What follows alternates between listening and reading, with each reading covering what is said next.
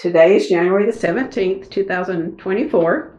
My name is Tanya Finchum. I'm with Oklahoma State University, and along with me is Ben Pollard, an Oklahoma Conservation Commission retiree and president of the Oklahoma Conservation Historical Society. We are in Henryetta, Oklahoma, to speak with Ed Mouse.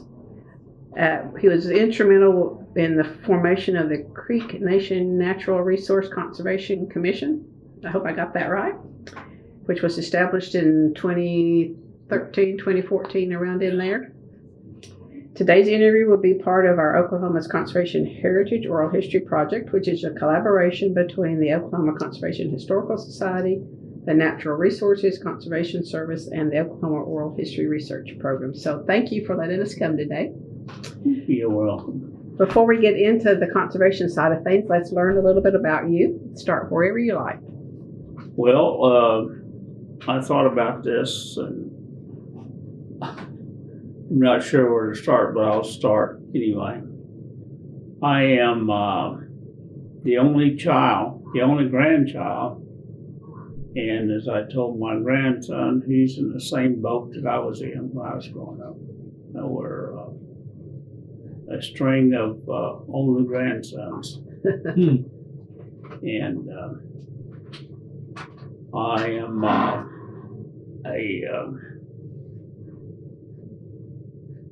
half-blood Cherokee, half-blood Creek, which according to federal law, for real estate purposes, I'm full-blood Indian. But for tribal purposes, I'm half-blood.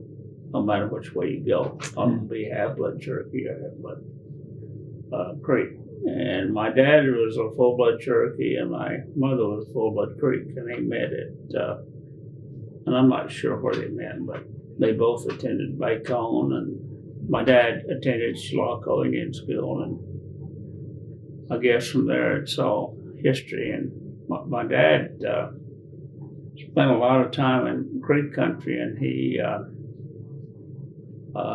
during his, his college years, he attended Bacone. He spent a lot of time around and living with, along with other Creek boys, with Henryetta Barnett, who was the wife of Jackson Barnett, who was a very wealthy Creek in that family. I think Jackson was one of those Creeks they said was staying on the Hollywood Boulevard handing out mail one time, but I'm not sure if that's just a story or whatever. But he grew up in an environment, so he knew a lot of Creek guys from around the fall area. And I assume that's in that context is where he met my mother. But they both went to school together at one point. I was born at Hastings Indian Hospital in Tahlequah. And I'm the only child, only grandchild, and was raised grew up on a 80-acre farm in Okfuskee County around the Hayville area. The 80 acres was where the home was, and my grandfather farmed, and my dad helped in that farming operation. And it was kind of like my grandmother's brother was, I would say, he was the cowboy in the family.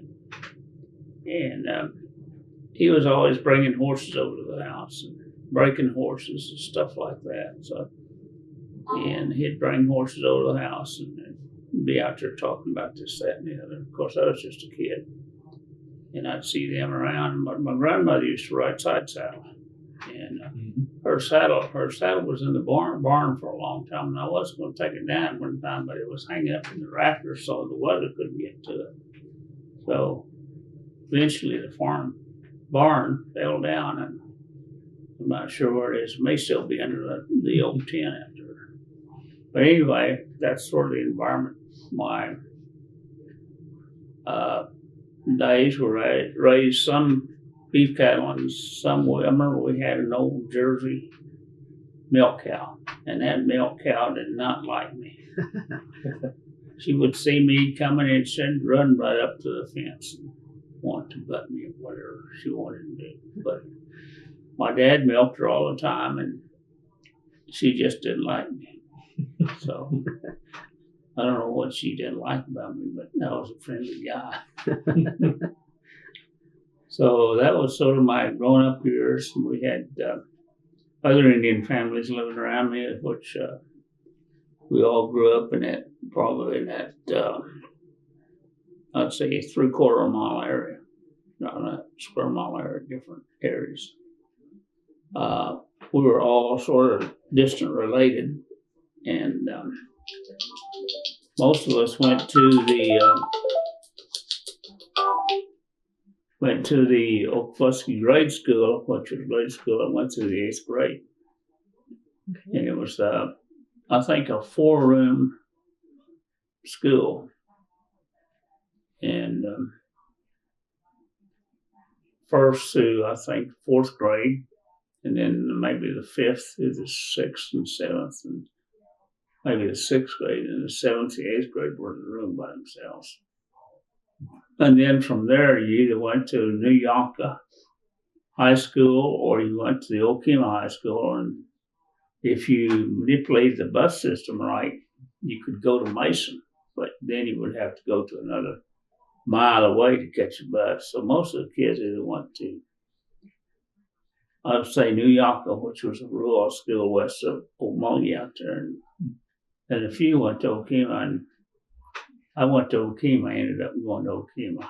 So that was my high school aspect. And then the other part of high school years is a lot of the kids that were not necessarily in that community, but distant communities that I knew went off to boarding schools. And it's where my wife went to Shalako, and some of them went to Shalako and went off to boarding schools. But my grandmother told me, and this was, I'm not sure what she was thinking at the time, she said, "You're not going to a boarding school. You got to learn how white people live. You got to learn their ways." So, and I'm not sure what she meant by that, but so I went to Okima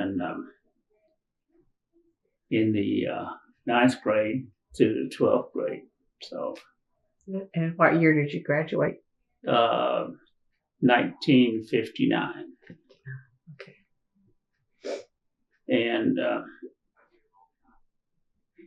I'd ride the bus from Okima out to the Haydenfield areas where I caught the bus. I'd walk back about 3/4 mile to catch the bus. And I guess I caught the bus, and it's kind of weather too, so which was kind of chilly. Mm-hmm.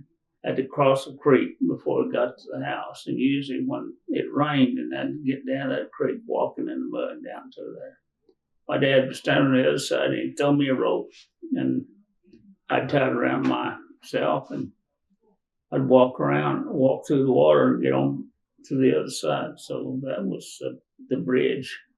There was no bridge over the water. There was a low water, bridge that was probably all over the county at the time. So that was the grade school that I remember. We did have a few fights in grade school, which was typical. Usually it was the older guys egging everybody on to get the little guys to fight.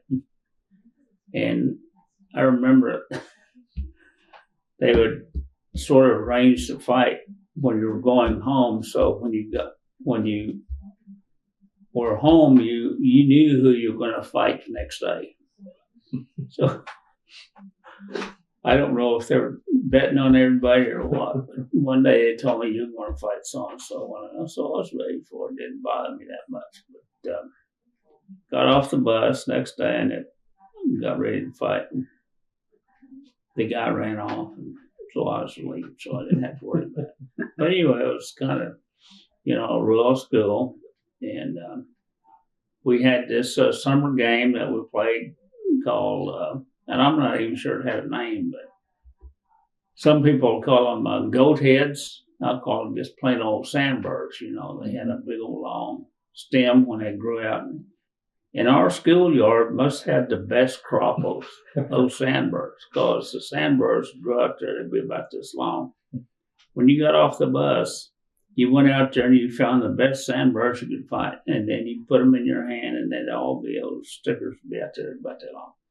You got ready to go, because before long that somebody would come around and hit you upside the head with that sandburr. You had to be able to defend yourself. So I was talking to another friend of mine the other day, and we were talking about different schools and that stuff. And he said, these kids today are a bunch of weenies. They don't understand what it was. Yeah. To have to play in the schoolyard, defend yourself from rocks, sandburrs, whatever. And then we had guys come to school who went hunting in the morning, and then they'd come in smelling like skunks. They'd come in with their gun, they'd put their gun in the corner in the classroom. Whoa. And nobody, thought anything about it, because everybody at that age knew how to handle a gun. And they knew that you had to be careful with it. So you put your gun in the corner. You left it there until you got ready to go home. Then you went home. So kids walked to school or caught school bus. So that was, and then everybody knew how to skin a possum, skin a raccoon, and then other things that sell fur for, because that was kind of your earned money. So we had kids that were in grade school that would go to, well, it wasn't the kids, but the whole families would, at the end of probably in the middle of summer, they'd go off to either California or Arizona, someplace, pick cotton. Some would go out there around the Anadarko area in western Oklahoma and pick cotton. So the school would start, then they'd be in class for about 2 or 3 weeks, and would have that fall break to go harvest stuff. So everybody go out and harvest. Then you'd have it, go back and get ready for winter. When I went to first grade, this thought always stood out in my mind. First grade, principal came in, he said, okay, all you boys, go out there, get that stove wood and bring it in. So we had to go out there and pick up stove wood. Of course, the stove wood was all racked up out there, so we went over and got it in, brought it into the kitchen from school, which most of us had done that anyway, so we knew what we were doing. So we brought it in, and the cooks told us where to stack that wood behind the stove and all that bit. So we did that. And I remember that being done in first grade. And nobody was weaseling around and saying, I don't want to do that and all that, stuff that you hear kids making. We went out there and got that wood, brought it in, because we probably went home, we'd have to do the same thing in the evening. So, it wasn't anything else. The other thing that we took part in was there was a local rancher there who ran cattle, and his operation ended up on, I think, south side of school. And then at a certain time of the year, we have to go out there and help him cut calves. And, that wasn't anything unusual to us. We just went out there and they said, okay, we're going to go. Mr. What's his name's out there and wants 6 boys out there and help him. So we all got up. Of course, you want to get out of class. You get out of class, go help them cut calves or whatever. So everybody ran out there and they wanted to go. So it ended up about 4 or 5 guys out there, throwing those calves and cutting them and all the other stuff. And that was our 4-H club project, I guess, whatever you want to call it. But, that was kind of the everyday summer activity that took place. Then wintertime came, we'd go out there and he'd come up and have a load of hay on his old truck, and we'd go out there and help him feed, throw hay out for the cattle out there and stuff like that. So that was life at the old rural school. That I doubt if you could do it today, every parent probably the neighborhood would be saying, you can't make my kid work, But But we grew up fairly strong. We could probably all lift a bale of hay at that time, and you know. And those hay bales, I think about it, were probably bigger than us, but we didn't have any problem with it. We'd put 2 boys on the thing because we did it when we got home. So it's that sort of stuff we lived through in grade school. And then the 4-H extension lady would come around, and the man would come around and say, okay, we want everybody to do a project. And we'd look at each other, what are you going to do? Well, we were kind of, I won't say we weren't disinterested in it, but what our mind was in some other place. So let's suggest this. And it's, okay, we'll do that. It looked easy, whatever. So me and a friend of mine decided we wanted to do a heater, a lamp, heat lamp for chickens, baby chicks. So what it consisted of was, I think from what I can recall, it was a milk pail that we had to build a L-shaped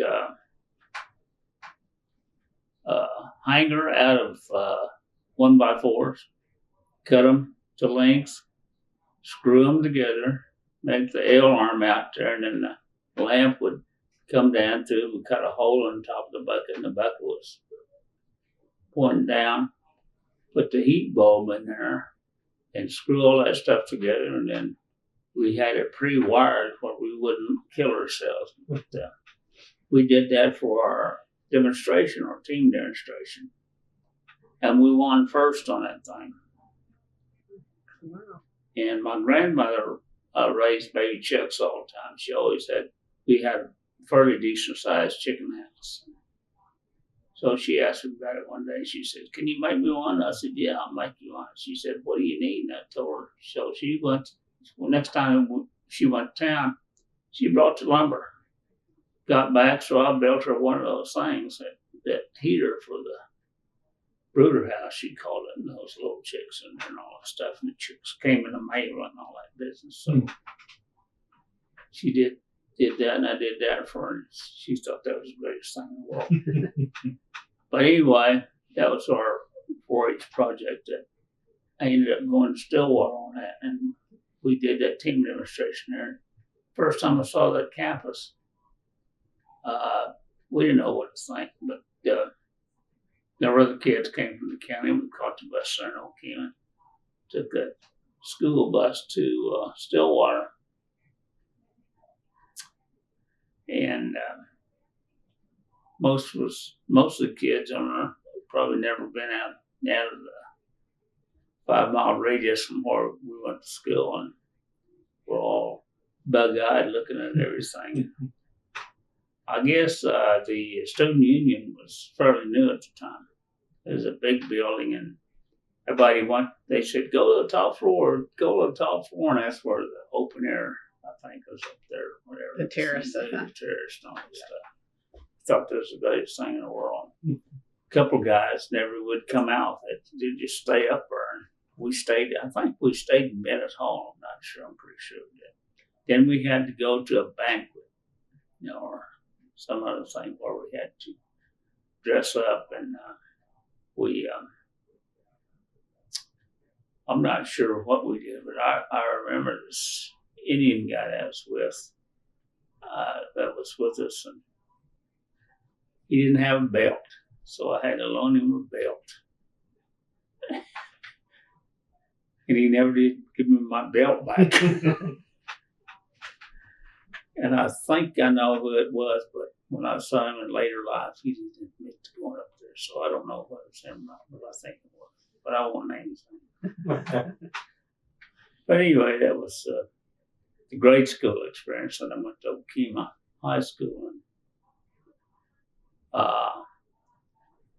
from going to junior high, and you had switch classes and do all this crazy stuff, walking around, wondering where you're going to go. Kids from all over the place coming in, and going to different classrooms and different teachers and different classes and all that stuff. So then had to catch a bus, and it was always difficult to play sports because you had to catch a bus, and if you had coach that would take you home. And there was probably about 10 guys that lived out there, so we had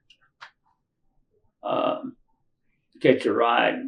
But one of the guys that lived out there, his dad told him you could take the truck in. He had a GMC truck. I think going home was turned into a racetrack because he wanted to see how fast that truck could run.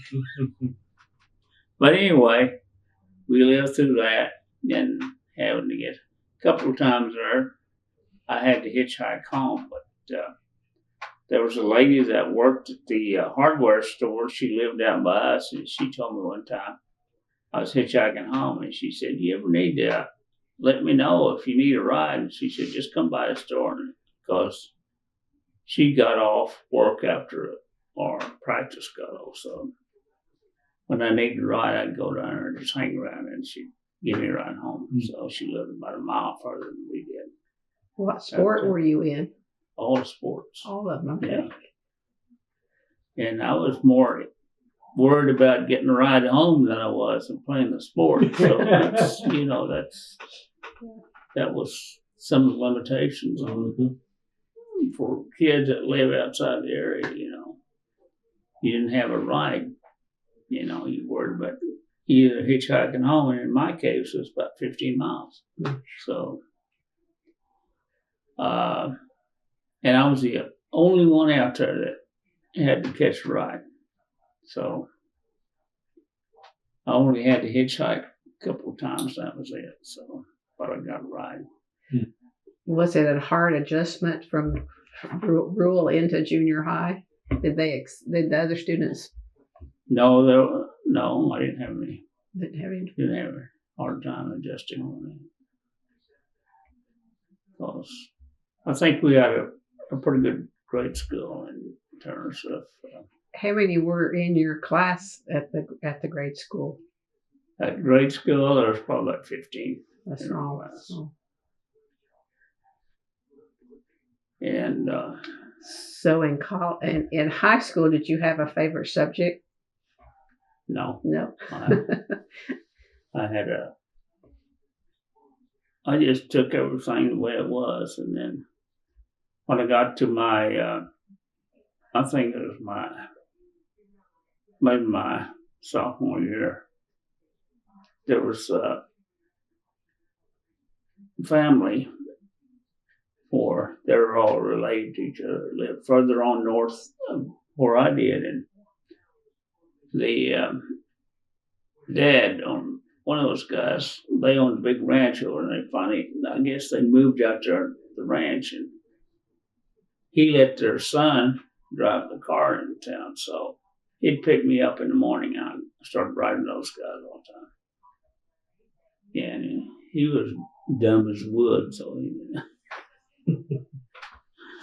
I don't want to talk about him like that, but I always got a ride after that. But, then I had to help him with his homework, and he couldn't read very good. And that was the demise of that family. And I hate to say it that way, but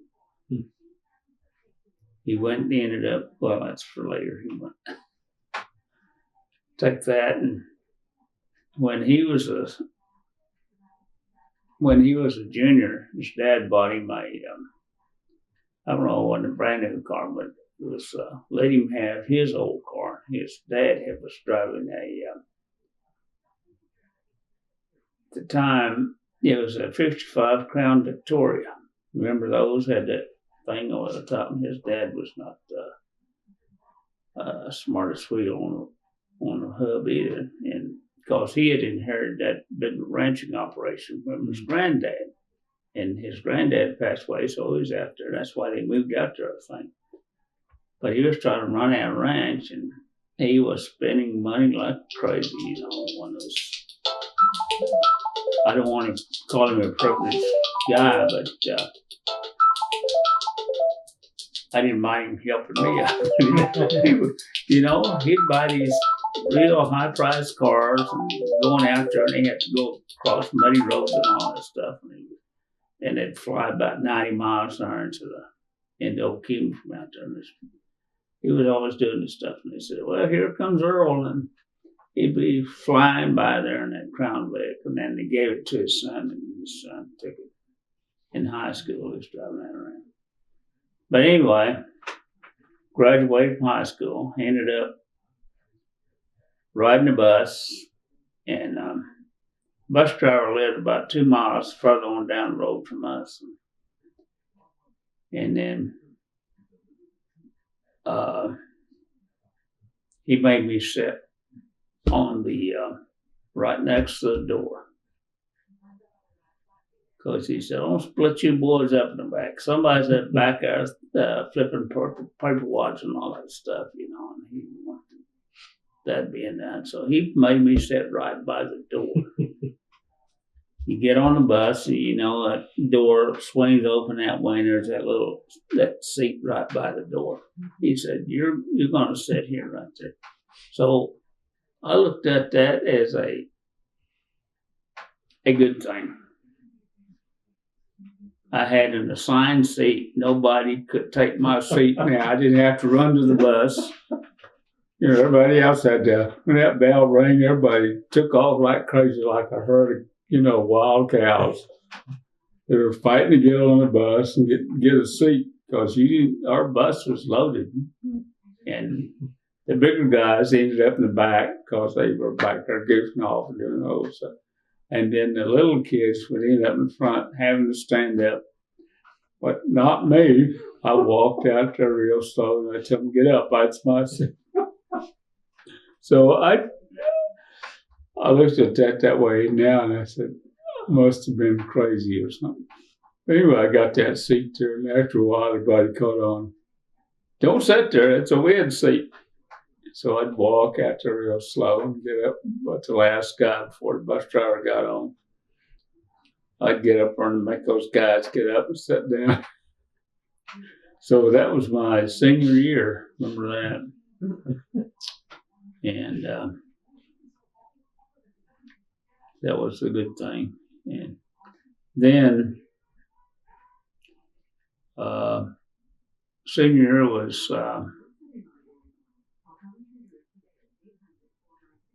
junior and senior years, I had friends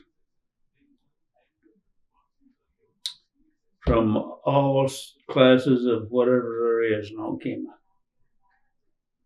From those who had,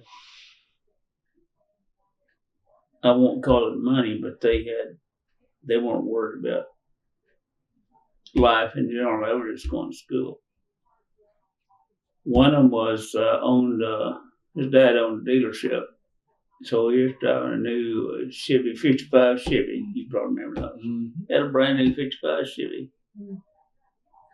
Two guys that lived on the east end of Okima couldn't even buy a hubcap, you know. Mm-hmm. So I made friends with all these guys. And we had a relationship there that I knew a lot about cars and all that stuff because my aunt had bought me paid for a correspondence course when I was a junior because I was working on cars and stuff. And she bought me a correspondence course that she said, here, you do this stuff. So I got a whole set of tools and all that stuff. I get a correspondence course. So I was always working on cars with different guys, come bring cars over and all that stuff. But anyway, I had that going for me, not as a business type thing, but it's just a conversational things. Because 16-year-old boys are interested in cars. And there were always cars that need to be fixed, either your parents' cars or whatever. And my wife will probably attest to this because she knows a guy that told her, said, my mother would drive when she'd go to church or our church, our Indian church. We have a big, large campus there, and the church is in the middle, and you have to go on the campus, and then you drive to your camp, and then your parents, you know, different camps and all that business. And his name is James King, and he said, Ed's mother would come up having pipes on her car, those big old pipes and duals and all that stuff. She'd come in there, lowered the rear end and all that stuff on her car. And that sort of thing, because I was always messing with the family car and all that stuff. And that kind of made me lean toward going or wanting to be, not really, but it's kind of one of those things. I wanted to become an automotive engineer. And until I really had to make up my mind, and I decided I didn't really want to do that. Because I didn't like, I don't think I liked the math. But So what did you pick? Ended up going into business school. Business. So those were sort of the foundation for a lot of stuff. Mm-hmm. Then when I was about, probably about 12, my dad started getting Parkinson's. Then my grandfather died.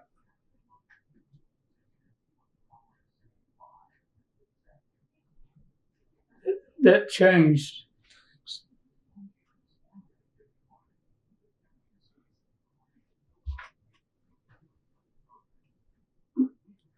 That changed the trajectory of what you think. So, a real close friend of mine, he was a Chevy guy, and his folks had a 52 Chevy, and we had to drag race. Because he, being a Chevy guy, he knew he could beat me in all ways, edge him out, and all that business. So anyway, those were sort of the automotive and the high school years. We still had livestock out there. I didn't pay attention to them because Dad still could do stuff. But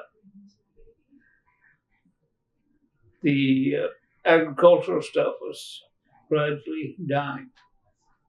No more crops. Mm-hmm. No more gathering corn.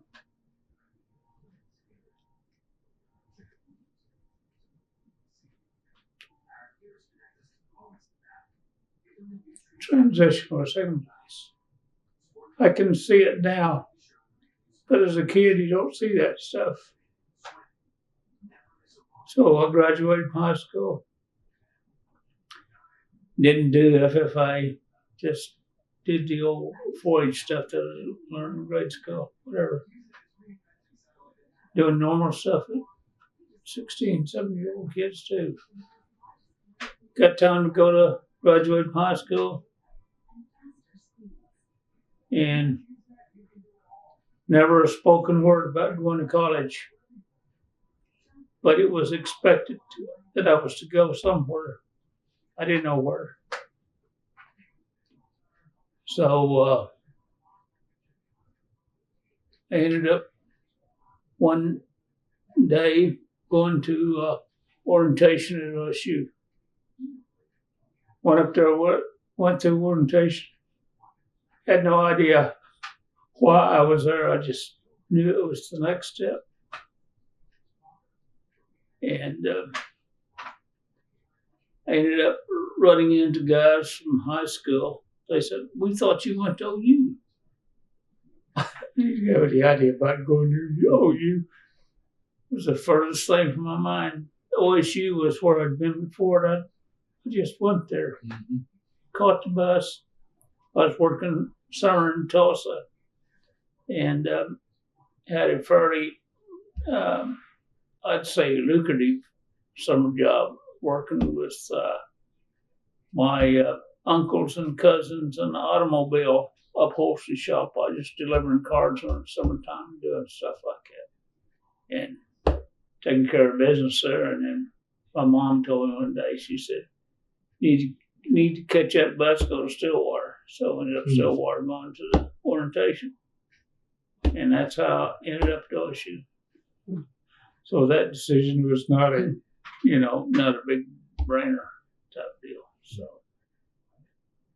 So where did you live on campus? I lived in Bennett. Bennett. Yeah. And you graduated in? Graduated in 65. 65. I think. 65. Took me, 6 years to get? No, 5 years. I hurt my knee in my sophomore year and laid out a year. Mm-hmm.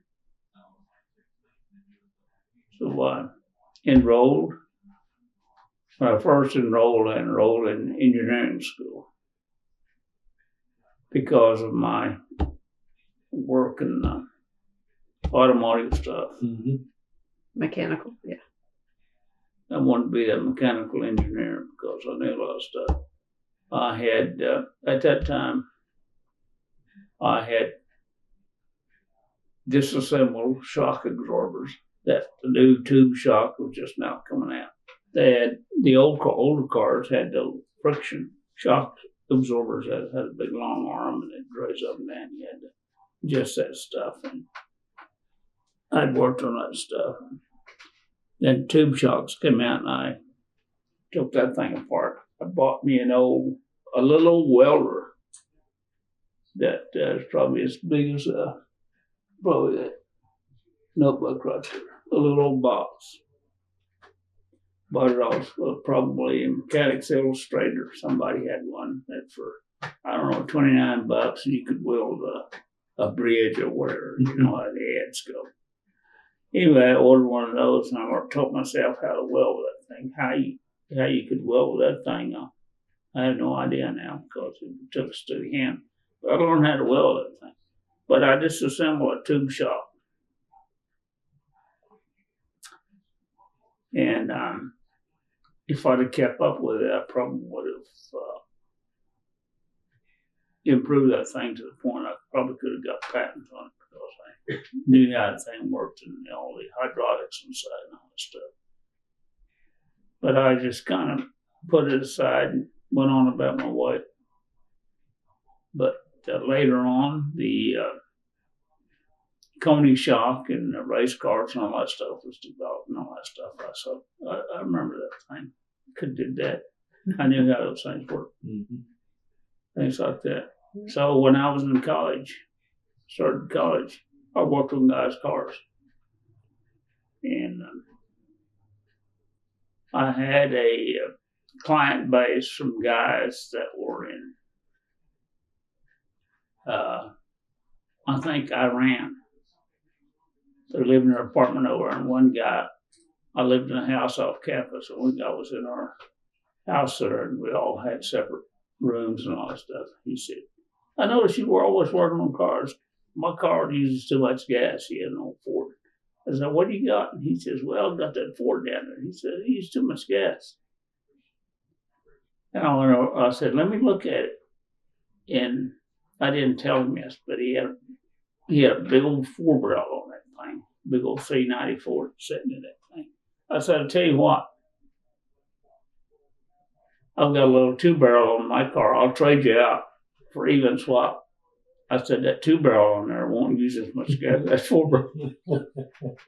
So I literally stole his 4-barrel. He had a big old Holly sitting on it. I said, I'll swap it off. And anyway, I put that 2-barrel on his car and fired it up. I said, drive it around. So he told us, well, yeah, no gas. He was happier than the lark, Of course, he was used, but I got me a big Holly 4-barrel. So, these sort of deals. And there were other guys living around us there. They were working on cars. And then we had one guy trying to swap a big Chrysler Hemi that he bought someplace. He was from Bartlesville. He didn't have any way to work on that thing, and he brought it back from Bartlesville in his trunk. Those things were heavy. I don't know how he did anything, but anyway, he was always working on things. Finally, I guess he got enough money to buy a horse or something. Anyway, he got that out of his trunk. you know, things like that were going on. We lived off campus, so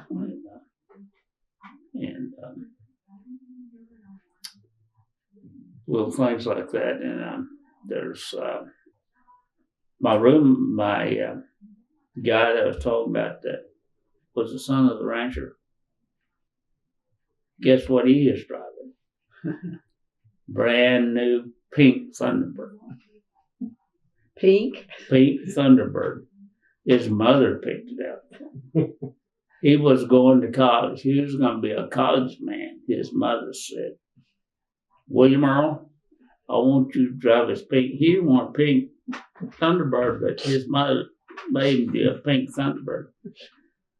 But he had a Thunderbird. He wanted a Thunderbird, but not a pink one. I'm guessing he didn't have any trouble getting dates. Well, he tried, but that probably he wasn't too successful.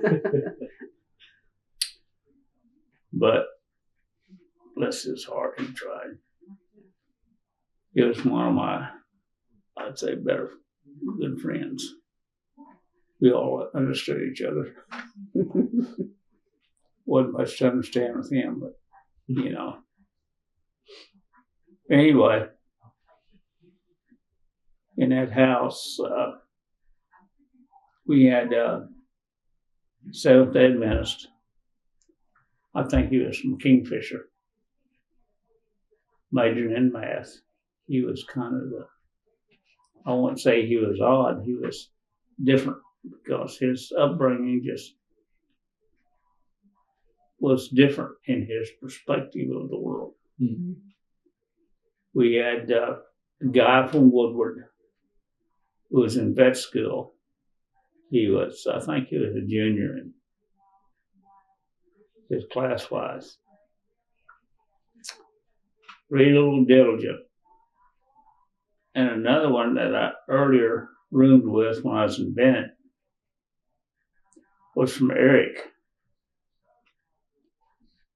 He knew why he was in the school there. He was majoring in ag. And this probably is done more than we realized, but he worked for a neighbor who was a fairly large rancher, I guess, who worked for him all the time through high school and stuff.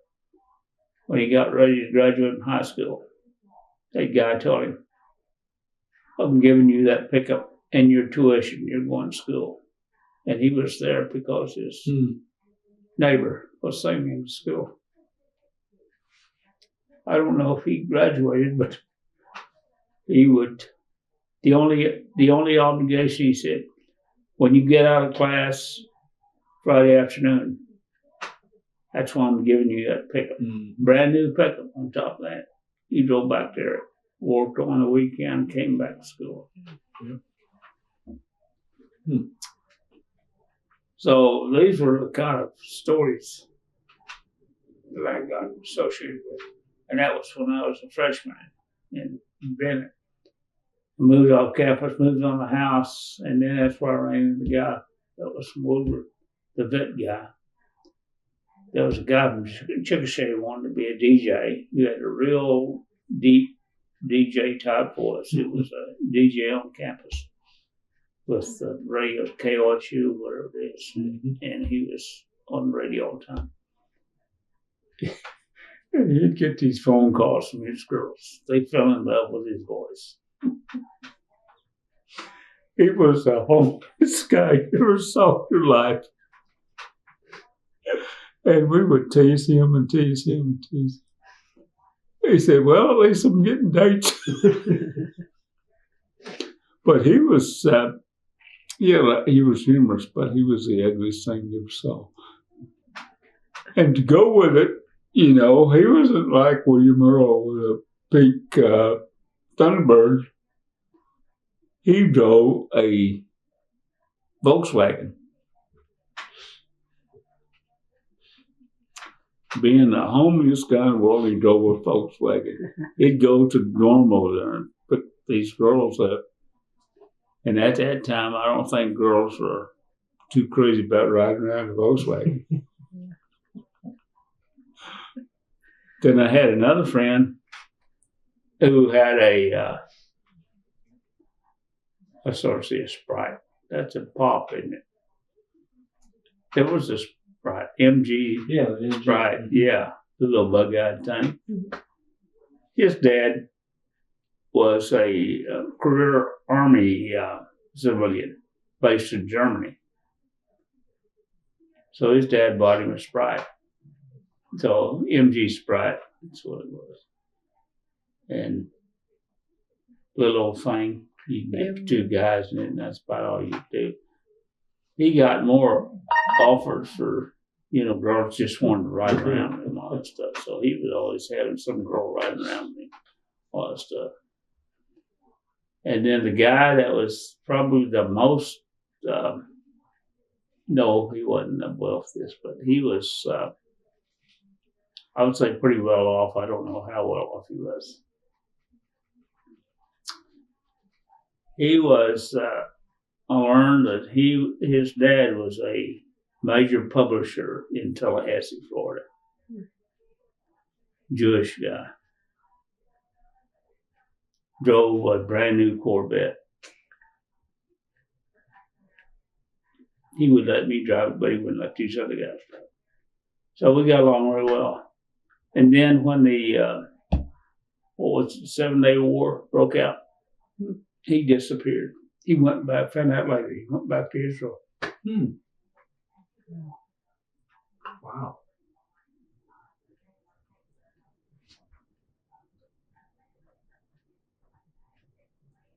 Then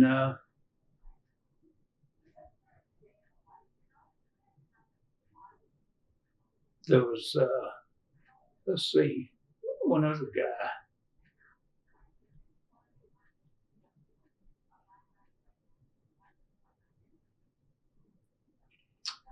John St. Anyway, those were the guys that lived in our house. We just kind of got there. A very mixed group. yeah.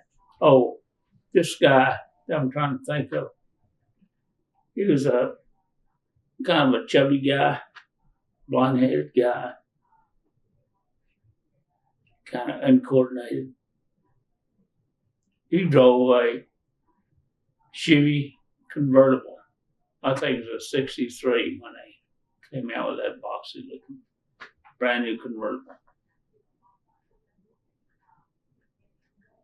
Found out that his dad was the vice president of mental labor.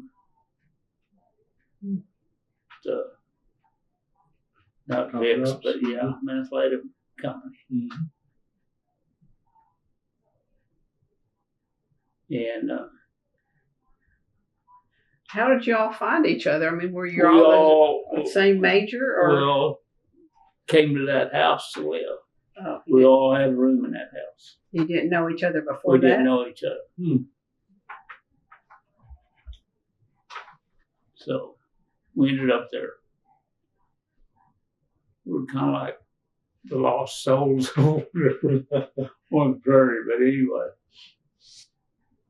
The Arab guy, I guess the Iranian guy, he turned to me and he said, "You need to help me." He didn't know what he was doing either. He was just there. But he had money. And he ended up, he was related to the Shah of Iran. And when the Shah got deposed, whatever, he had to go into hiding. He said he had to leave, so he left us. But I got a Holly carburetor. It's crazy things like that happen in your passing life. Then there was one other guy. He was from Peru. He lived in a corner room that he'd come out and then he wouldn't say much. Then he'd go back in his room and close the door. Everybody else, we weren't a rowdy group. That's not to say we didn't do things, but we respected everybody that closed the door if they were probably studying. We kind of respected that. And then the weekend, things would happen. But everybody we knew had their own life to live, and then they'd have people come over that we didn't know, but we knew after a while that they were over to see somebody. They said, so and so, where are they? I said, well, I don't know. Here's this place if you want to leave a message or whatever, all this sort of stuff. So it was kind of like an international house there. And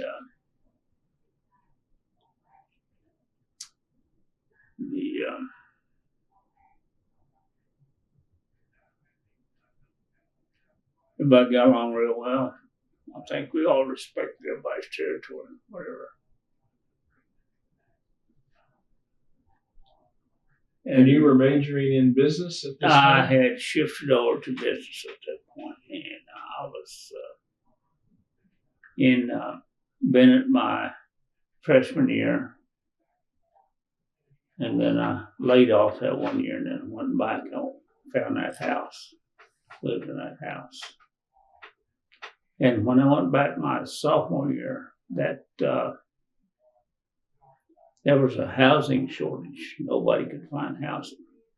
We had guys coming in. They wanted a place to live. And one guy that I knew that was from Okima, he asked me one day, I saw him in a classroom building. He said, where are you living? I told him. He said, you got any rooms over? And I said, I think we're all filled up. He said, got a place to park my car. I said, there's a vacant service station across the street from us. I said, that's where we park the car. And he said, well, what do you think if I come over? I'm going to come over and check it out. He come over there and he told me, he said, I'm going to park my car over there. I said, well, park it by mine. I said, I don't drive during the week, once in a while a day. So you don't have to move or anything. I told him, I said, these guys drive and this guy drives, whatever. So he went over and parked at that service station. He was living in his car going to class. Finally, he got a room someplace and told me later. So that's the sort of stuff that was going on. Determination. Yeah. If there's a will, there's a way. And he graduated. He ended up being a CPA, and he was a farm kid there from Okima. What were you planning to do with your business degree? Who knows? I had no idea. I was just going to school.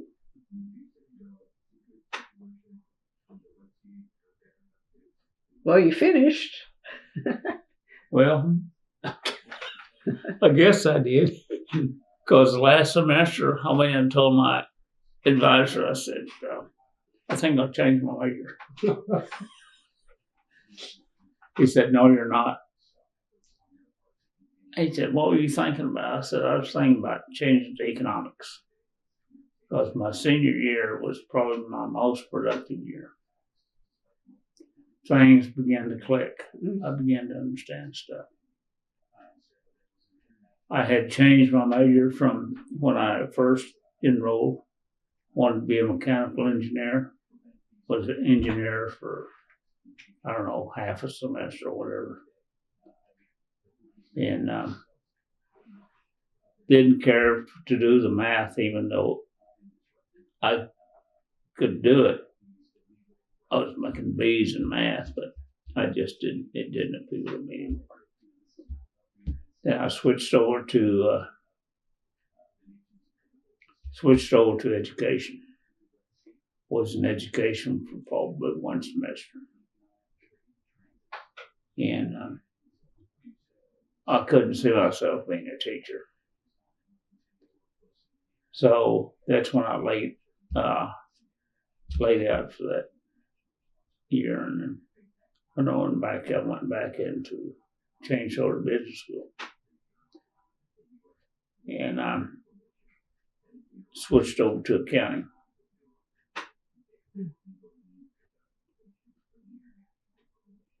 And I don't think I had the determination to apply myself.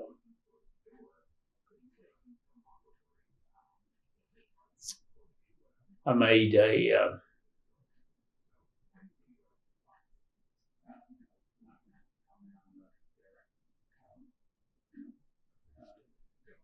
see.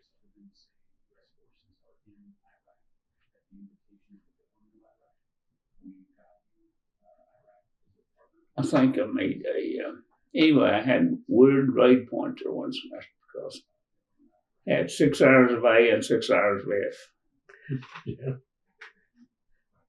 Because I didn't, the accounting stuff just didn't. I'd do it, but I just didn't have a burning desire to do it. It's like today, I can do a balance sheet, I can do an income statement, I can do all the ratios and all stuff. Just so. No CPA in your future. Nope.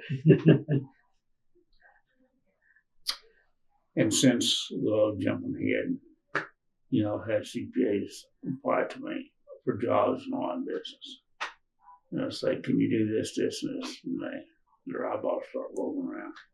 I said, well, that's what the tribe's about. You need to know this stuff. Anyway, I've had to fire a couple of them that didn't, you know, try to blow smoke, you know, whatever. But anyway, I just didn't have that.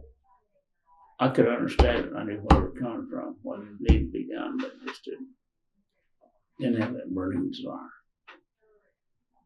So I switched over to management because it had more, I think, of I'm not sure how to explain, more of a broad perspective on dealing with people and all the other stuff, all the interaction that goes into making decisions, doing things. And so I switched over to management, and that more fit my, I think fit who I was. And I ran into more people who I think I felt more comfortable with. So I graduated with a degree in management. Okay. No ag yet. Yeah. No ag yet. Not yet. So living on the farm. Yeah. Did they do any conservation practices on the farm when you were little that you would? Yeah, reflect back? there were, I think during that period when I was growing up, there was terracing going on and stuff during that period of time. My grandfather, you know, I remember doing that stuff. I had to go look at terracing. My grandmother, they'd look at stuff, Dad and all that stuff and whatever. We had the full range of horse-drawn implements. I remember all that stuff. We had corn planters with all the plates in the seed holders and all the stuff that you put in those planters and all that stuff. We had 4 teams. We had, I think, 3 wagons. We had 1 wagon for gathering corn. In our community, then, the church would help other people gather corn and all that stuff and help them with their farming or plowing and all that stuff. And things like that. We had a big, gigantic corn crib that I remember pulling the wagon in there and then having to unload the corn and throw it over the dang thing in the corn crib. Basketball practice. Well, you practice with a shovel. So anyway, that was, you know, that was just, to me, that was just kind of everyday stuff. Helping my dad with the fence and all that stuff. So moving forward a little bit, when did conservation become even a thought? It's one piece of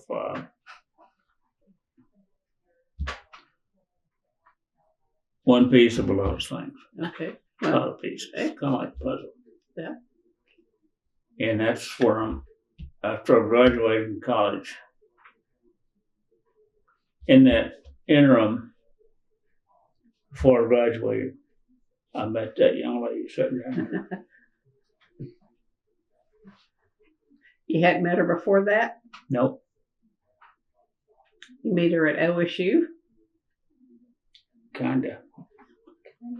Yes, kinda. Yeah. She thought she met me, but it was a Chinese guy, she said. So I kept running into this Chinese guy. I just knew it was him. anyway, I met her during the senior year. Mhm.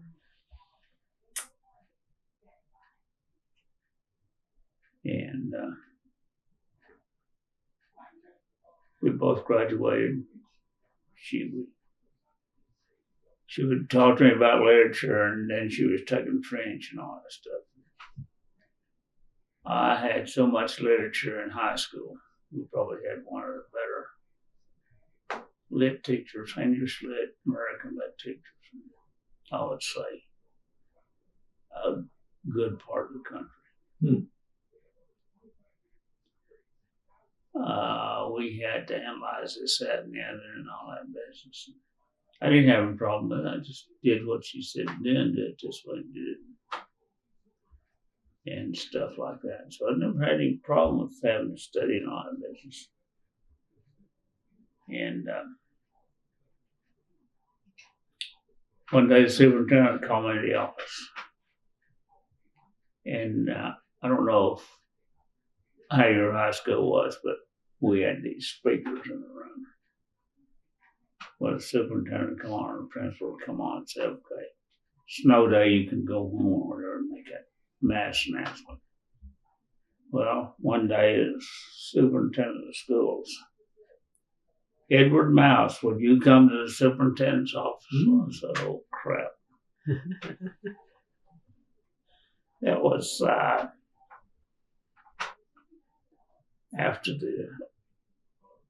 probably after the school bus season sign.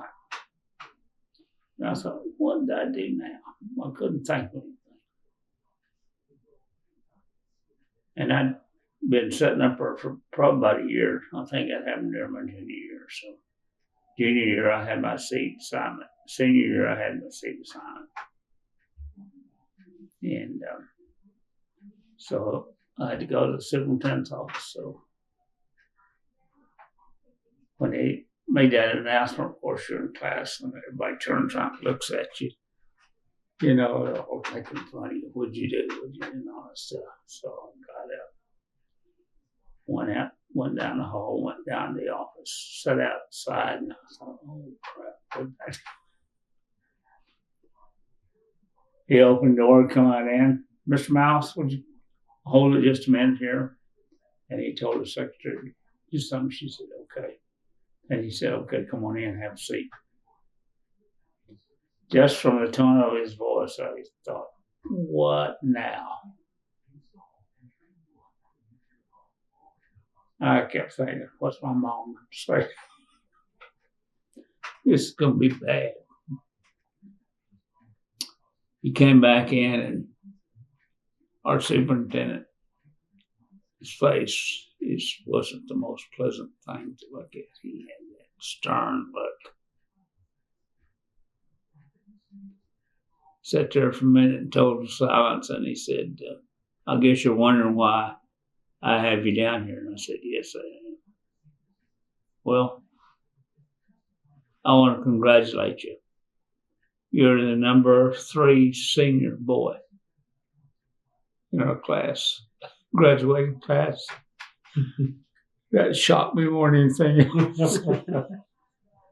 So, ended up ranked that high in our class without even doing anything, just doing what I had to do, and that's it. So, but that still didn't direct me to higher education. Of course, the counselor said, okay, where do you want to go and all that stuff.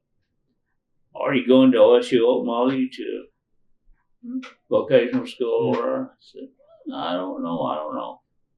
Are you going to Northeastern? Are they going to make a teacher out of you and all that stuff?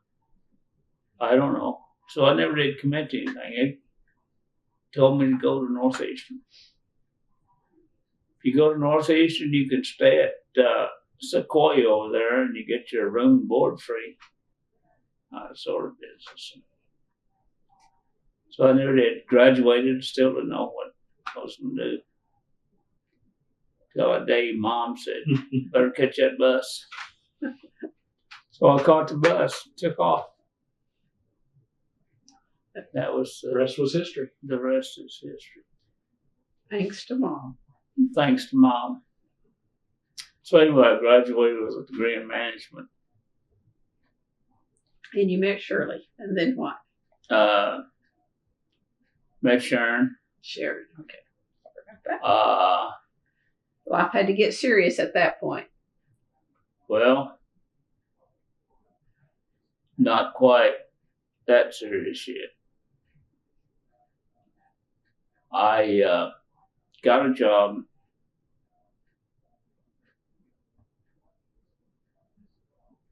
I can't even remember this. Yeah, I guess. Anyway. Trying to think in order.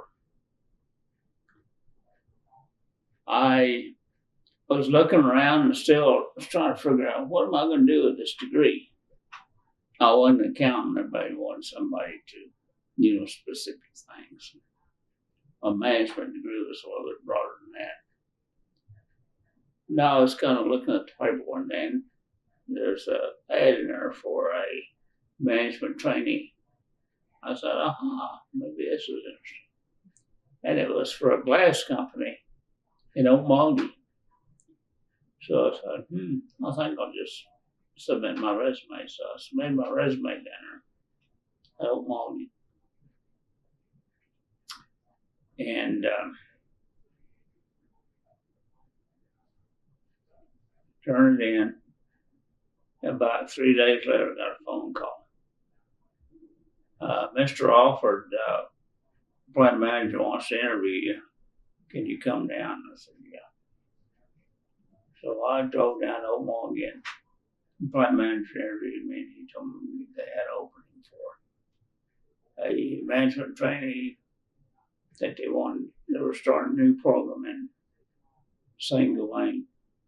And St. Gawain was or the plant there was a flat glass operation. Glass, wooden glass primarily. And I thought, well, what the heck? So we interviewed, and I left. I didn't have any idea what I wanted to do there. So I went on back. I was living with my mother in Tulsa at the time. And about within the week, he called back and said, we want to offer you a job. So he said, can you come on down? I want you to talk to a couple of people. So I come on back down and I talked to a couple of guys at one of the supervisor of the plant operations there, who worked the furnace in and all that business. And he asked me a few questions, and primarily about safety and all this business. And it was a yes or no type answer, so I answered that.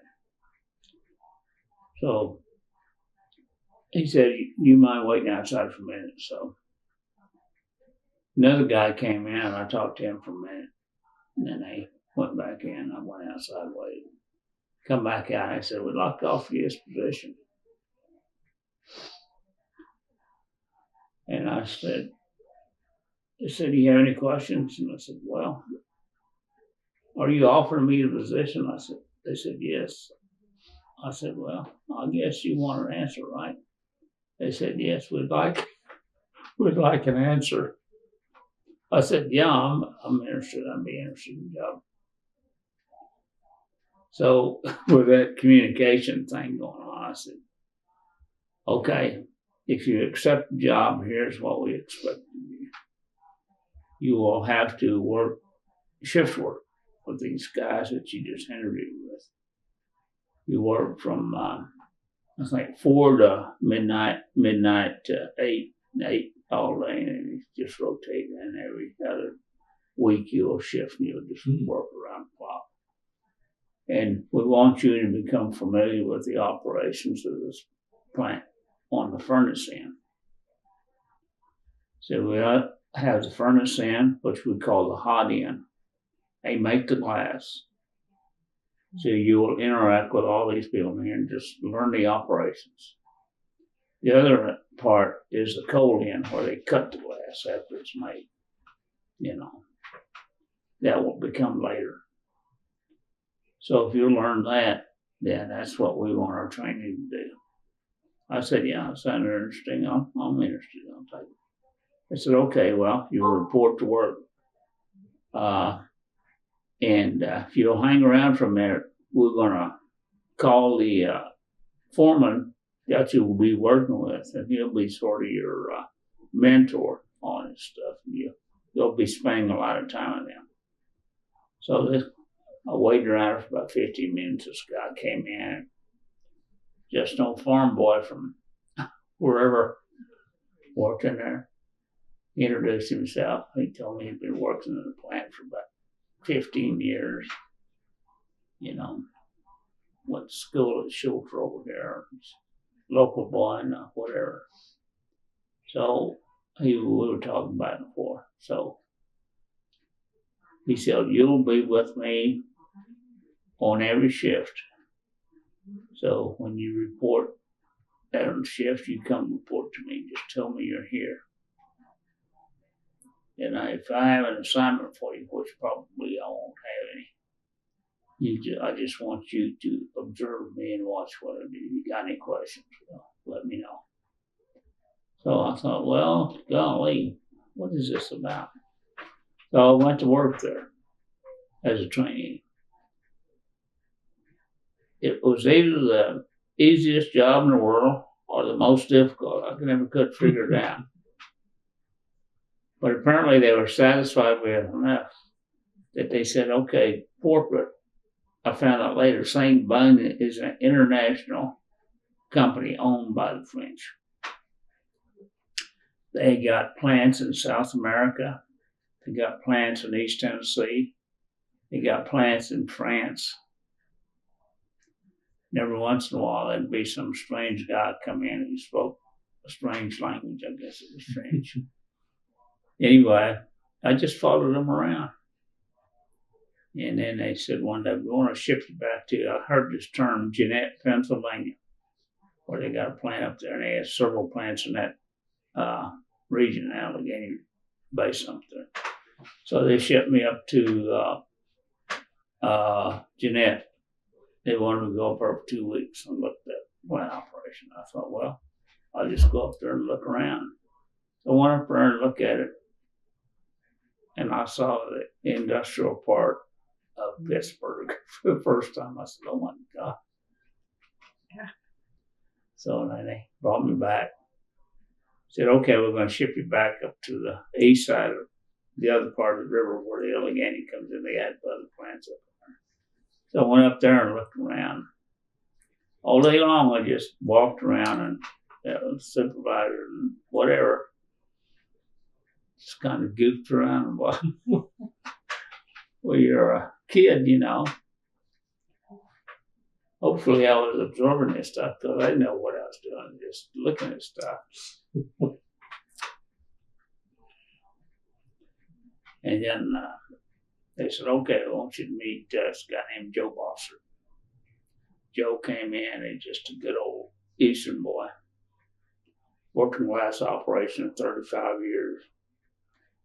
And he went into his office. He said, you're the management trainee, huh? I said, yeah. He said, well, what do they tell you to do? And I said, it's me.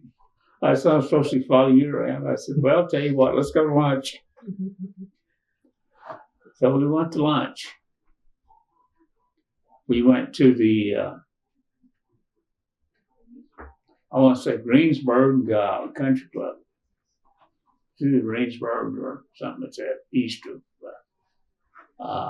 Pittsburgh, they're on Highway so-and-so. Anyway, it's out there.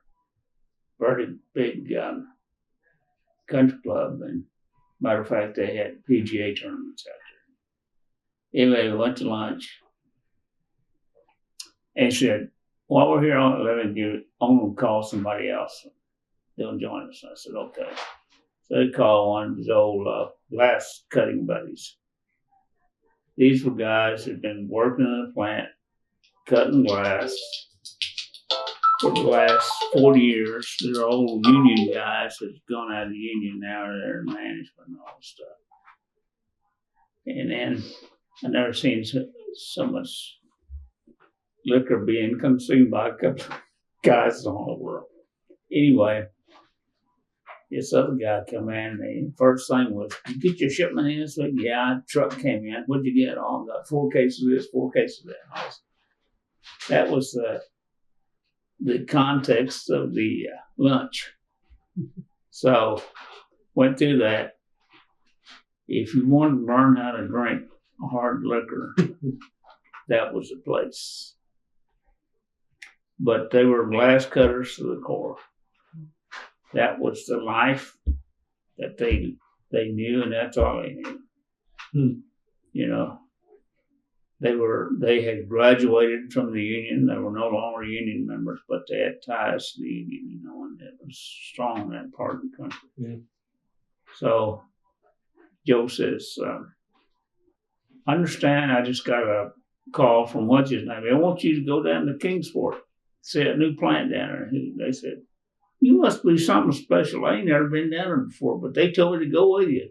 So we went down to Kingsport, Tennessee. They had what they call a new float plant that had been perfected in France, and they were setting it up down there. So I had to go down to Kingsport, Tennessee, to stand around and look what was going on. So I went down there and looked around. So I guess that was their idea of management training. Then they sent me down to South America, a couple of plants down there. They were trying to do float plant stuff. They were trying to get to the point they could get into automotive glass because they were doing all window glass stuff. Mm-hmm. That automotive glass, they had a contract with Ford for some of the flat glass they were making. So the Reds were getting into that market. So then they wanted me to look at their quality assurance program. So I had no idea what their quality assurance program was. You know, so I met this guy who was, supposedly he was a chemist, but I'm not sure what he was. We looked at glass reflection and refraction and all that bit. Curvature in the glass and all that, physics in it and all that bit. Well, I had no idea what he was trying to prove. But I said, "What are we supposed to be doing here?" He said, "I don't know. I've been doing this about 3 years." And he had this gadget set up where the beam of the light, like a projector, went through the glass, and the glass was cut in strips. And he projected the light through the edge, and it had a curve on the screen. And he was trying to perfect that screen, but I don't know. I guess he was trying to develop a theory on the quality that was coming out. I guess that's what he was trying to do. And he was trying to explain to me the curvature of that stuff. You know, and I thought, well, I thought that had to do with heat and all that business. He said, heat? I said, doesn't this glass have to go through that heating thing where you're heating that glass up to give it temper and all that business? He said, you know, I never thought about that. Maybe it is. He said, well, I'll check on it. Anyway, he ran off and just doing some other stuff. There I'm standing around just doing nothing. Well, I guess I was doing something. But anyway, I was fiddling around doing this stuff, doing it, I guess, as a trainee. So anyway, I went back to to that Pennsylvania where Joe was and all that stuff. So I said, "You learn anything?" I said, "Well, I'm learning. What's it? Walter down there in Kingsport's got this machine shining the light through the edge glass." He said, yeah. They've been putting all kinds of money into this stuff. I have no idea either." He said, "Let's go lunch." So that turned into the thing. Anyway, that was his deal. He had no seniority or whatever in the company. And every once in a while, then one of these strange guys, and I guess in France, about a corporate in France, would come over and do stuff and whatever. Got out of glass operations while I transitioned to, came home on vacation. That's the first year, been in around the Pittsburgh area. Came home to Tulsa, and I told my mother, I said, "I'm not going back. I'm quitting." She said, "What are you going to do?" I said, "Well, I guess I'll find a job." So she didn't say anything. I went out to Rockwell at the airport. I drove out there and parked my car. As I was going in to personnel, I ran into an old friend from OSU. Well, it was in class. He said, "What are you doing?" I said, "I'm looking for a job." He said, "Well, you come to the right place. I'm in personnel." And so he said, "What are you looking for?" I said, "I'm just looking for something." I said, "I just was back east and I just quit my job. I'm looking for something to get into aerospace or wherever you're doing." He was with Rockwell. And he said, "Well, come back in the morning. I'll look for something specific for you." So I went home, told Mom, I said, "I got an interview tomorrow." She said, "You do?" And I said, "Yeah." So I went back next morning. And that started my Rockwell experience. Okay.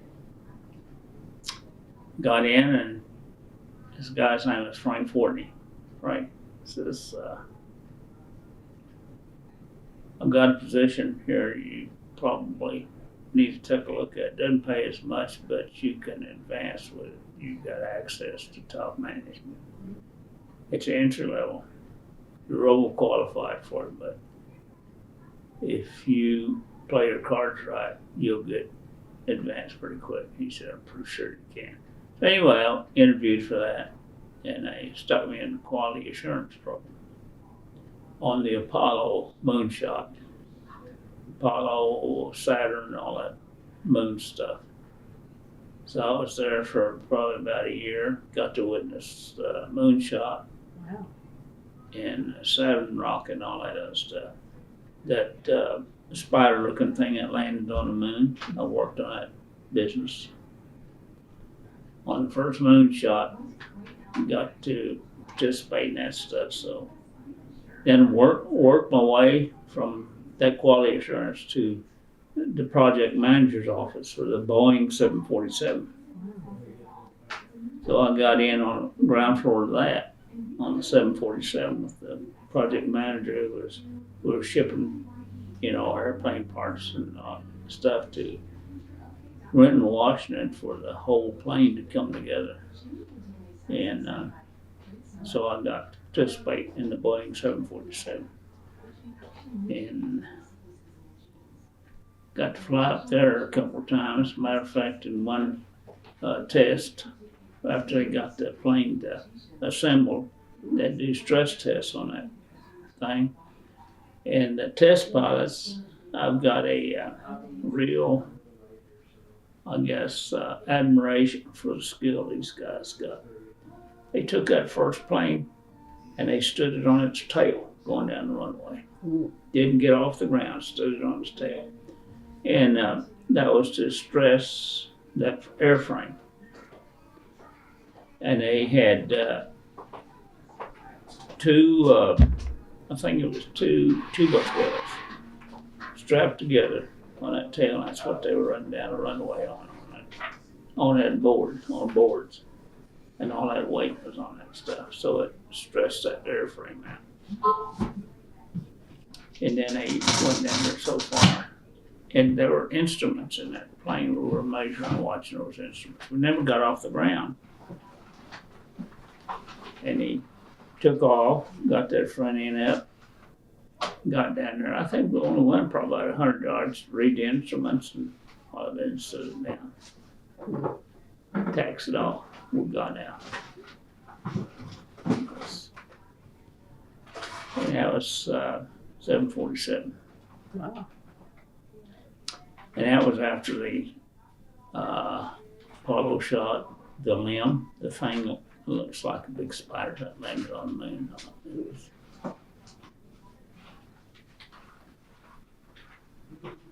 crazy thing about it. My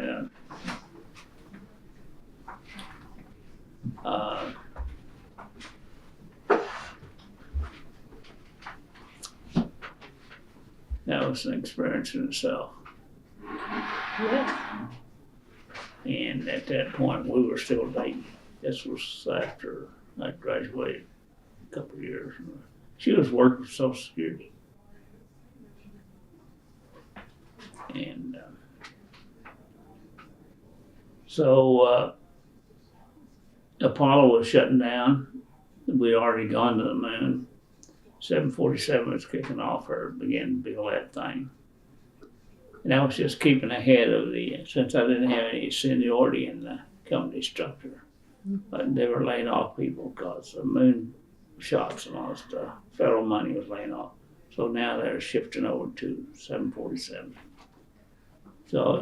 But I was in the project manager's office. So about a couple of years later, probably about 3 years later after I went over there, they had to cut back because the development money was running out and all that stuff. And they were now into production and all that stuff, so they had to cut their costs. So I got laid off from there. Then I went to work for a business development group in Norman,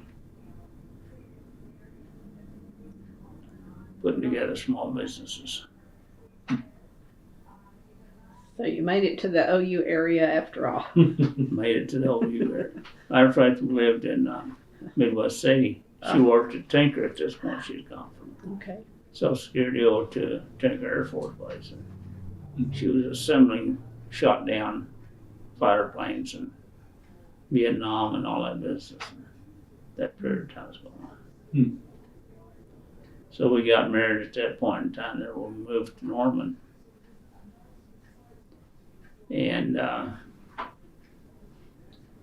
decided to go to graduate school. So ended up at OU after all. So I went to,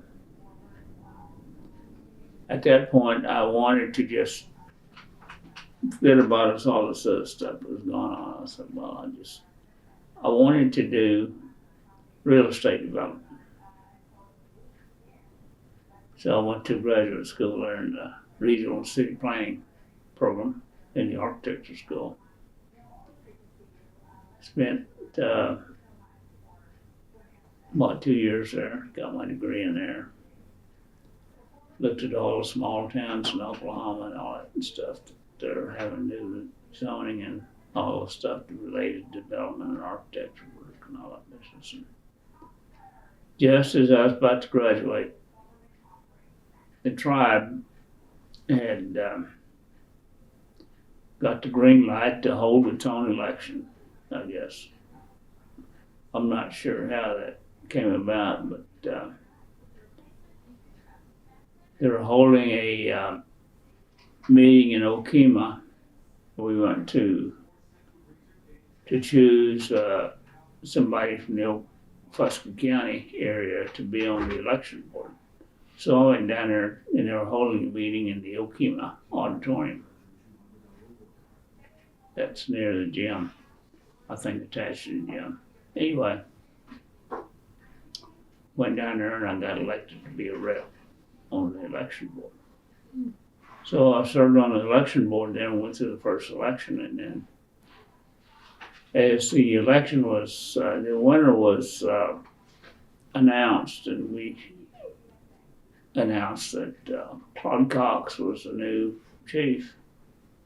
Previous to that, we couldn't hold elections because the Fed said, "Oh, we couldn't hold an election and all that business." Anyway, that's a whole other story. As we're leaving the building, I told him, "If you need any help, well, let me know, and I'll be glad to help you out." He said, "Okay." So I went on back to Norman there, and at this time, we had a young daughter, Lee. She was probably less than a year old, or somewhere around a year old. And continued in graduate school and looking at different things. And the whole graduate program there, I had to, my major was more on small town development. So I had to design a small town that was about 6,000 to 7,000 people. So I had that on a project. And there was another guy from, I want to say Golden Bowl, but he's not Golden Bowl. But anyway, it's about West Anadarko. Where's Philip Trump? Did we figure that out?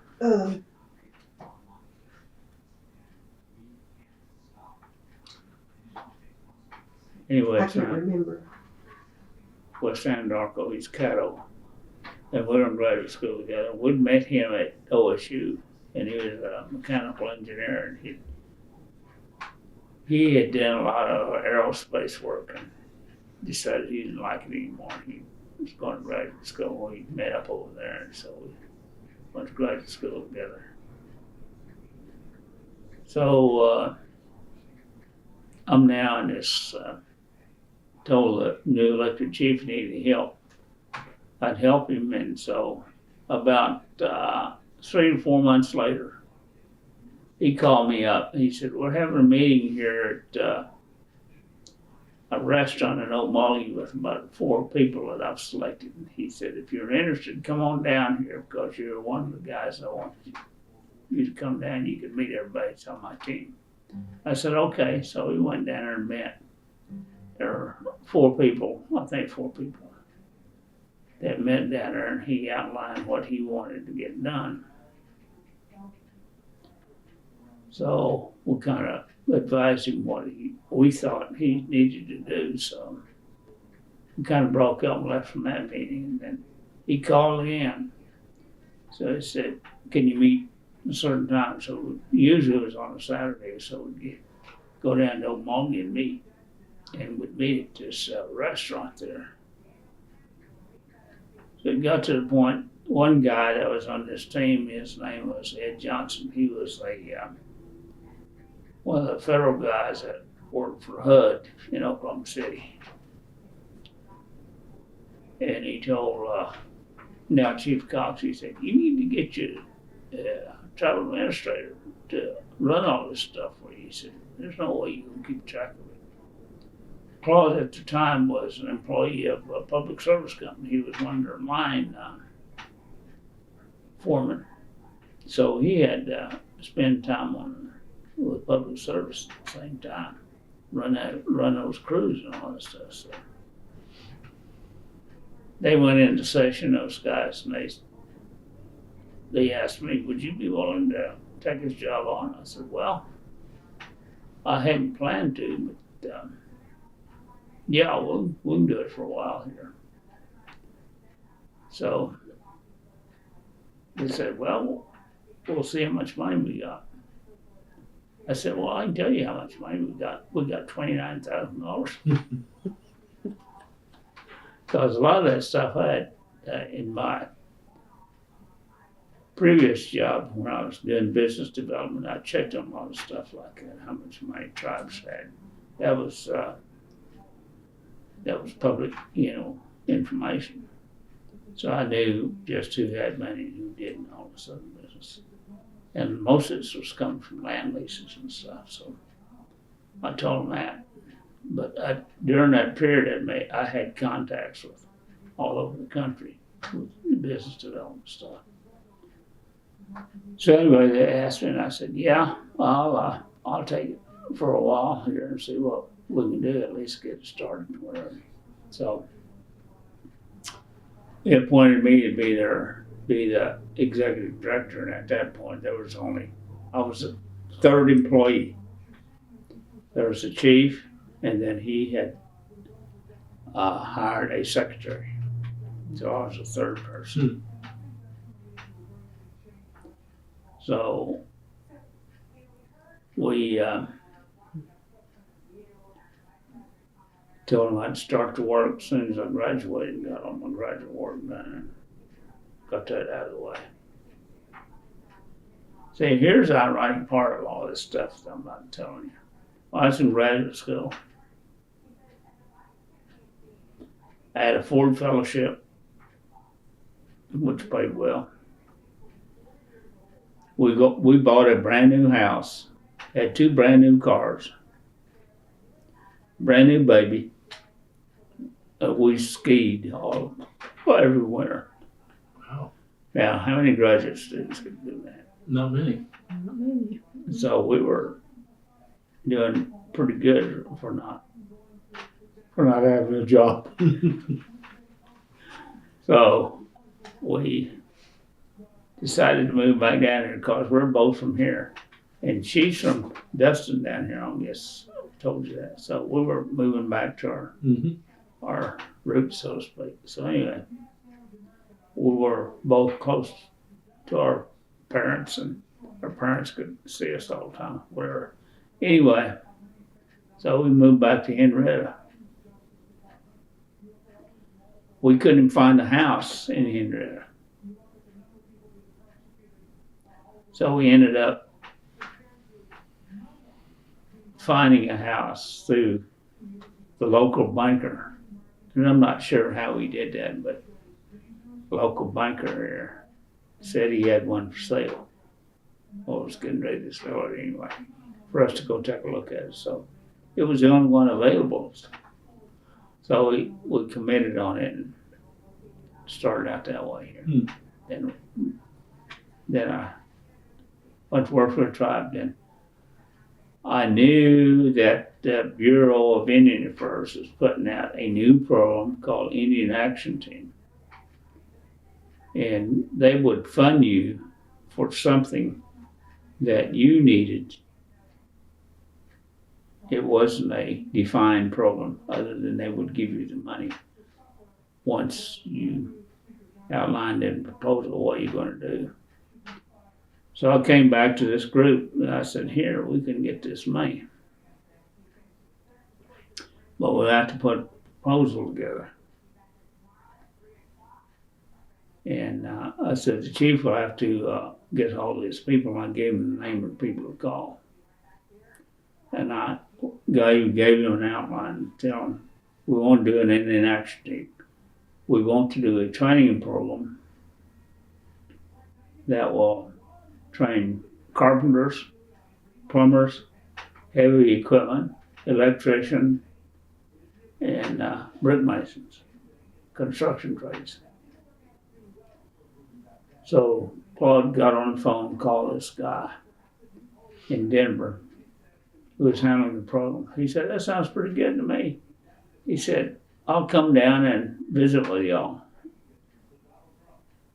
So he came down, and we had a budget of, I think, a little bit over $500,000 annually proposed.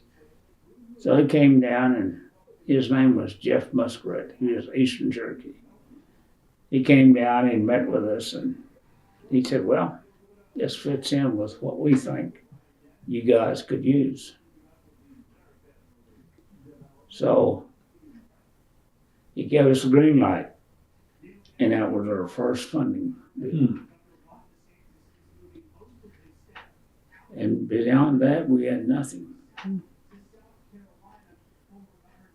So we hired, I hired on as a administrator to run that program. That was my salary. And then we started piecing together other little programs, putting them together. Mm-hmm. Graduates started putting together staff to put other things together. That would have been in the 70s? 78? When you started with the tribe? Yeah, I think it's 78. Right, 72. Lee was born in 71. She was two, Oh, 72. 2 or 3. Oh, 78's when I left. Anyway, that was the first major funding thing. And at that point, yeah, started bringing in other programs like education funding and competitive stuff that the federal government had. And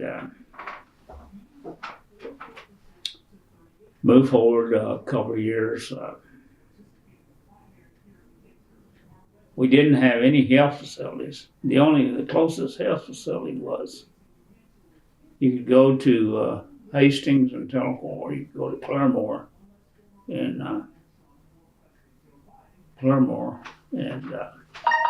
there's still hanging down here. Carl Albert, I don't think had been built yet down at Ada. So we were sitting out here, we didn't have that much health care, and you had to go to those facilities if you want health care. So it just so happened that these rural hospitals were having a hard time. Oak County shut its hospital. They shut it down. They couldn't operate anymore. And I told Claude, I said, I think I can get money for this thing. I said, we need to meet with the county commissioners, and here's the deal. We will take over the operation of that hospital if they will give us the facility after, I don't know, 3 years or whatever. And then debt-free from any obligations they might have, like on bonds that they gotta pay and all that stuff. So we met with them, and one of the county commissioners, well, I knew one of the county commissioners, he used to be at least some of our land. So, and he would just know, I don't want to make it sound like disparaging, but he would just know they're farmers like everybody else around here. And he said, are you Ed? And I said, yeah. Are you just that kid that used to run around? I said, yeah. I said, well, we talked for a while. He used to live out at Last Chance. He was, he had, I think, him and 2 other older brothers. And his dad had passed away, and they were having a hard time out there in the heat. He ran for sheriff, and then he ran for county commissioner, and he won the county commissioner race anyway. And I think his dad was an auctioneer or something like that. Anyway, he was now the county commissioner, and he said, so y'all want to take over the hospital? And the county now had no hospital. Doors were shut. I said, I think, as a matter of fact, I feel pretty sure we can open that hospital up and provide patient care for this county. But here's the conditions. After, I think, 3 years, we operate the thing, then you pass the ownership over to us, and we need to know what the obligations are, but we don't want to pay off any bonds. But if you've got any other federal obligations that we can meet with the conditions that the feds might have put on you, we'll take a look at that. But I think if we operate it, then we can probably satisfy those conditions. Turned out, when I was looking, they only had one condition. And then their condition was, you have to serve everybody. I said, that's no problem. Because I looked at the Medicare, Medicaid population. Oak County is one of the counties that's got the population, it's probably half the counties on either Medicare or Medicare. So if we continue to provide that service, and we could generate enough revenue to meet any other obligation. So anyway, we met with a couple of the doctors that were still around, and one of the doctors was married to a girl that lived across the road from us after when I was growing up in high school, grade school, and they lived in town here. And he said, "Here, y'all want to take over the hospital?" And I said, "Yeah." And I said, "You interested?" He said, "Well, I've got my own practice here, but I'll work the ER room for you guys on the weekends." I said, "Well, that's good enough for me. Can I count you in on that?" He said, "Yeah." So I got his obligation on that. So I told Claude, I said, "Here's my strategy. We don't tell the Indian Health Service that we're going to open this hospital up. If we succeed, the area director that is at IHS is a Creek guy, because he'll get all kinds of flack saying he helped us out specifically and all this crazy stuff." I said, "We don't tell him nothing. We keep him in the dark. That way he can say, I didn't know anything about it. We can make our own contacts, and I'm pretty sure we can get this thing done." He said, "Sounds all right to me." So I went to Washington. I met with the director of Indian Health Service. His name was Dr. Rhodes. I'd met with Dr. Rhodes before because Dr. Rhodes was I think in internal medicine at OU. He's a Kiowa guy. He was the chairman of the Kiowa tribe there for a period of time. Now he was the director of Indian Health Service. So I met with him, and he said, "If you do that, you will set the world on fire. You will give the federal government a new perspective on how we want to deliver Indian health." He said, I'll back you, but we got to get this thing right. We can't fail." So he made that commitment. We went over and talked to Mr. Bellman. He was a senator at the time. He was also chairman of the Appropriations Committee. Henry, yes. Yep. And we'd gotten along with Henry for a long time. Matter of fact, we'd go over and meet with him at 7 o'clock in the morning. And people ask, "Why 7 o'clock in the morning?" Because that's when Henry gets up. That's when Henry goes to work. We'd go over and meet with him. He might be the only one in that section of where the offices were, but he'd be at work. Yep. And we got a lot of time with him. Went over and proposed to him. And he said, "How does the county commissioners feel about this?" And we said, "Well, we've already talked to them. They're behind us. The only condition is we have to serve the entire community." I said, "We don't have any problem with that, because the county is heavily populated by Medicare and Medicaid patients." And I said, "I've talked to one of the doctors that will stay and they'll continue to serve." And there was other doctors that had roots in Okima. Without that facility there, they're going to have to move and go elsewhere. So anyway, got those kind of commitments lined up. So went back and met with Dr. Rhodes, and I told him. I met with Henry Bellman. He's favorable. I said, met with the county commissioners. They're favorable. You just need to sew this thing together. They said, Dr. Rhodes said, "Well, the hearings are coming up here in about 3 months. and we're putting our budget request together. So if you can meet with the budget people and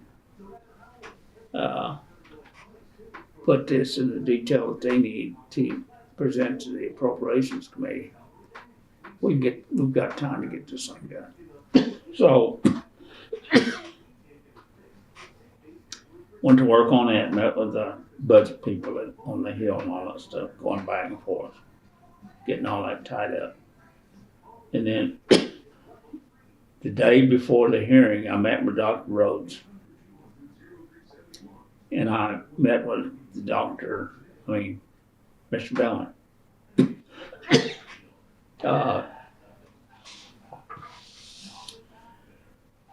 Mr. Bellman said, tell Dr. Rhodes I only got one question. I understand that in your proposal there, the Creek Nation is proposing to open the Oklahoma County Hospital and a tribal operated, and it will serve Indian patients and the remaining county patients. Is that true? And he said, all you need to say is, yes, that's true. And then he said, that's the only question I have. And he said, everything else from understand, the staff's been checking on this stuff and it's all ready to go. So I went to the hearing. That was the question. Dr. Rhodes made that presentation and went through the whole budget process and all. That was one item in there. And I think we got, $4 million, I think, to open that hospital. It was completely closed, mothballed. We had to open it up, go through the operation. So we got that appropriation come down. The big hang up came when it went to the agency. The agency staff didn't know how to treat it or didn't know how to get it to the tribe.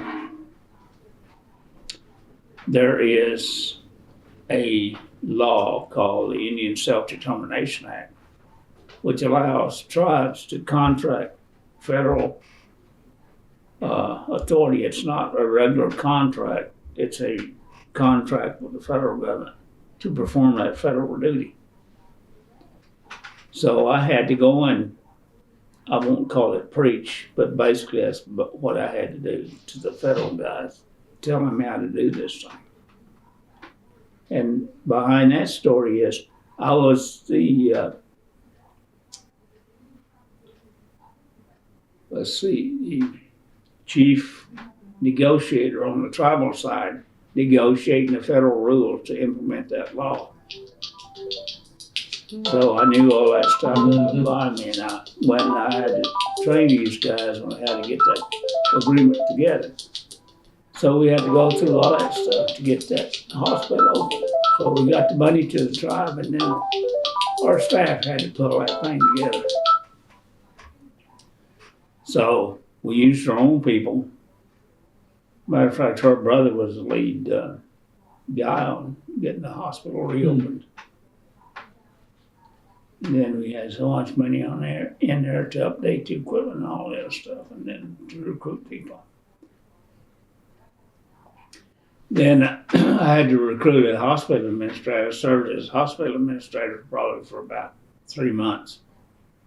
Always recruiting people, and I recruited a retiring hospital administrator. I think he was out of Winfield, Kansas, or someplace up in that part of the country.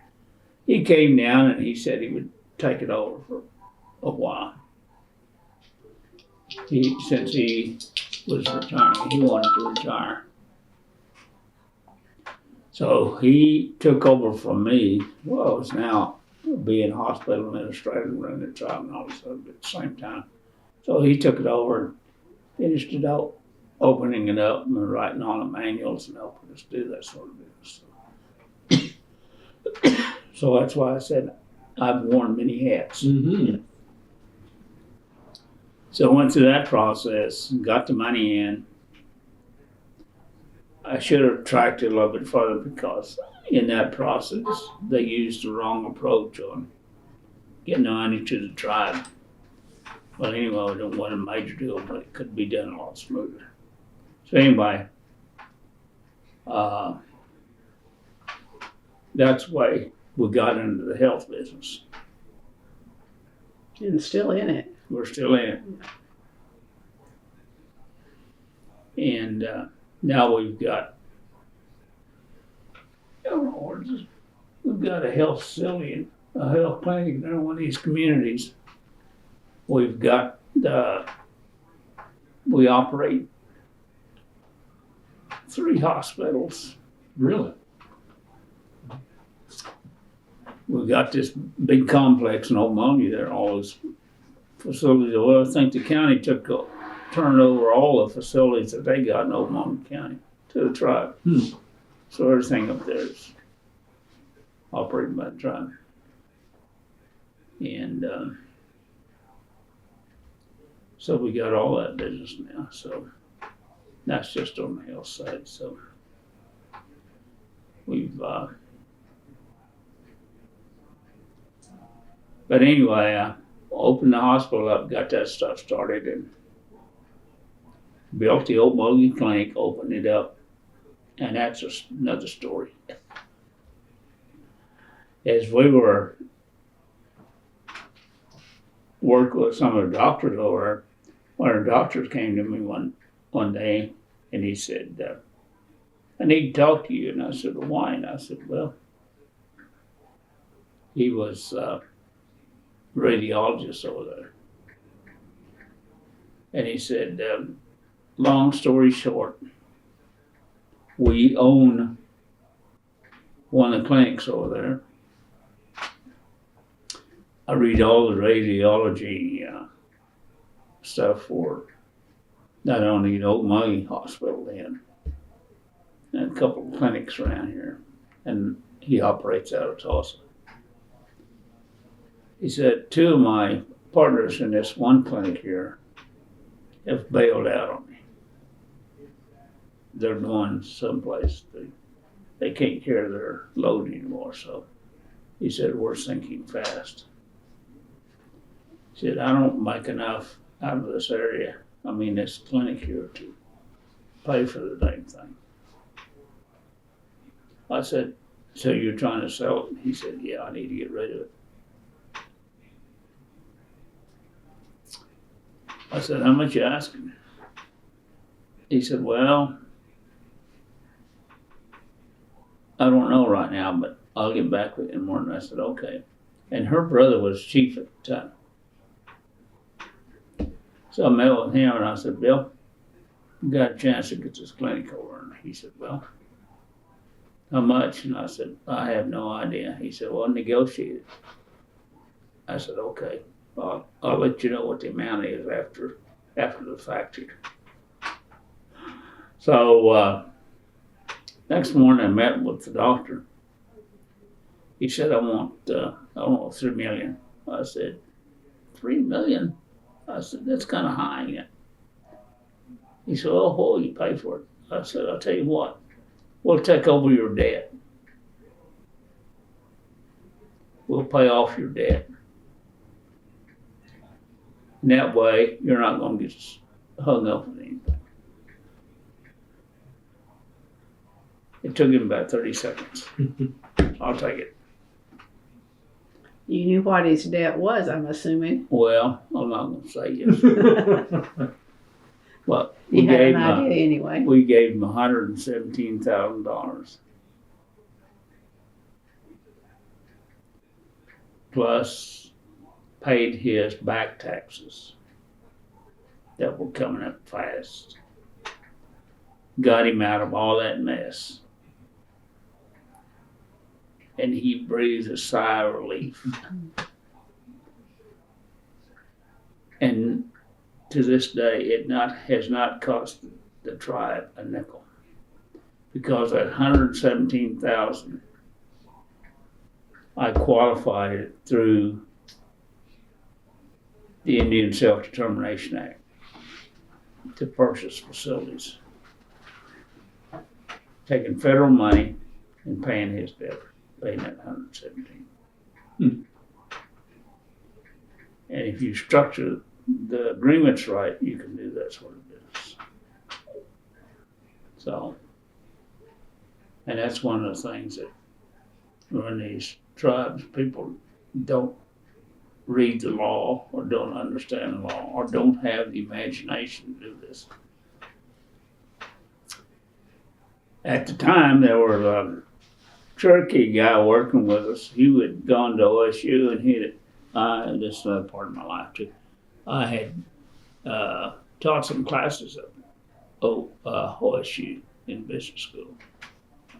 I was adjunct professor up there for a couple of years, and they had said in my classes, and it had to deal with taking federal money and using it in a way that the law allows to cover tribal debt if you're going to purchase something. And that's the way Cherokees are doing stuff today. They're taking that money that would have come to the tribe, but they're using it to pay off federal debt that's going to be used to do the same thing the federal government do. It's kind of like when post offices went to the private sector. Mm-hmm. Same concept. You're still using it for a federal function, but it's going through a third party to pay off something. So as long as you keep it performing that federal function, federal government's still paying for it. They're going to pay for it directly or indirectly, but you got to keep it. You got to keep your contracts true, and you got to report them. But anyway, that's why we opened the old Mogan complex.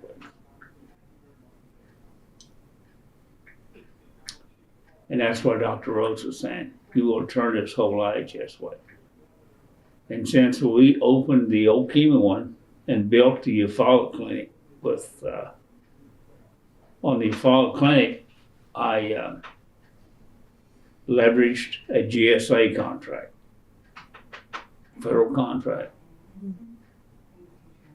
to lease a facility to the federal government. Took that income, paid off the mortgage. That's what Choctaws did on their first clinic down at, not Hugo, I think Broken Bows when they did the first way back when. So they started doing that. Leveraging that GSA contract. Those GSA contracts are generally 20 years. They pay that rent every month. And bankers love it. I'm thinking you're teaching without really teaching, that you're showing them the way to do this various things. Good. And that's a whole deal. So that's the way all of our health facilities are basically come about. Yeah. So then how did you get into the conservation? We're still moving. We're still moving, okay. Because of all this stuff's going on, I haven't been able to get to that yet. You've been busy, yes. But anyway, I did my stint with IHS. That's where I spent time in Montana. Okay. I had left, I think I left the tribe, and then I was doing individual consulting work and did some work up in Canada with tribes up there, up in Saskatchewan, which gave me a different scope on agriculture.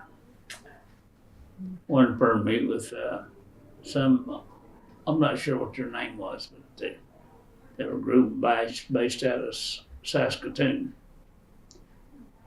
I went up there about, 4 or 5 times, but this guy invited me out to his dad's operation. I didn't know what to expect. Went up there, and he said they're going to go up, and their dad was harvesting rapeseed. In Canada, they got a floor on the rapeseed, what the federal government will buy from them. And on their reserve up there, if you want to go into ag, the tribe will pay your way. However, it will pay your way with a loan. They'll loan you the money, and you have to repay the money. And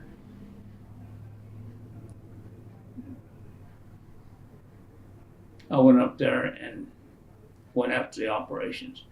This guy's got 7 combines going in a row. How much does a combine cost? A lot. I said, Lester,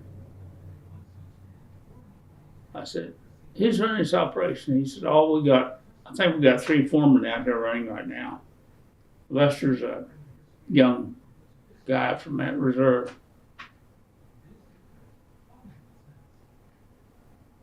I don't know how much that guy was. I don't think he had any debt, but all these combines run down through there. That told me that his thinking and his ability to scale up, and that went back to the different way the various governments deal with their native populations. If the reserve wanted to expand, they just had to make a request. And at that time, if you recall, the Crown still owned Canada, not the Canadian government. And that's during that period of time, they switched from the Crown over to the Canadian government. So they had expanded their reserve for all these guys that wanted to go into ag that take advantage of the land. So that whole concept was completely different. And this ag council I worked with up there, they wanted to know what our advantages were. I really couldn't see any advantages, but I could point out some of the differences. And so anyway, I got to see that up there, and unfortunately, Lester got caught in a combine accident, lost his right arm. But I think he's still alive, but he's probably my age now. And his friend was from up there too. They all had big operations. And then jumping over to the other operations I've seen it, I'm not sure where our head is sometimes. And then I came back, so I was doing individual consulting work at the time. So every once in a while, somebody would come with an ag project. They wanted me to help them with it, try to get them to think. And I was explaining the same concept to my grandson. My grandson just graduated from OSU in finance. I said, put your individual balance sheet together. And I said, put all that land on a balance sheet that you see that we've got an interest in, or that your grandpa's got an interest in. What do you see? You have no liabilities. You own it, 100%. I don't make a mortgage payment on that. I don't make a payment to the county on the stuff. On some of it I do that's held in fee. I see these basic concepts. That's what I've been trying to teach you. And I was telling them about these guys up north. I said, how much do you think that combine runs? I said, Lester, they were paying cash for this stuff. And I said, their approach to federal policy is completely different in their thinking and their relationship. They have the authority in their relationship with the premier in every province, I guess, a province of Saskatoon and what are those different Yeah, Alberta. Alberta and all British all Columbia. that difference. And I went to one meeting, and one of the guys that was going to follow and talk was sitting right next to me. It's kind of like not Justin Trudeau, but it's those governors. I guess are equivalent to governors of those big provinces, Alberta and stuff. So they have a direct, everyday, almost handshake conversation going on all the time. Yet, here locally, we got this big battle going on with Governor Stitt. We didn't have it with, I think it's Brad Henry and others going on. I don't know where our conversation is, but it's that those relationships are completely different parts of the country. Mm-hmm. So, going forward a little bit, I've tried to point this out. You need to think, if you're going to go into ag nowadays, you need enough land to cover your fixed expenses. There's enough tools out there, but you got to have the wherewithal to understand how those financial tools will work for your benefit. And that's where when I was thinking about that, that's where I ran into Daryl. We sat down and started talking about this stuff.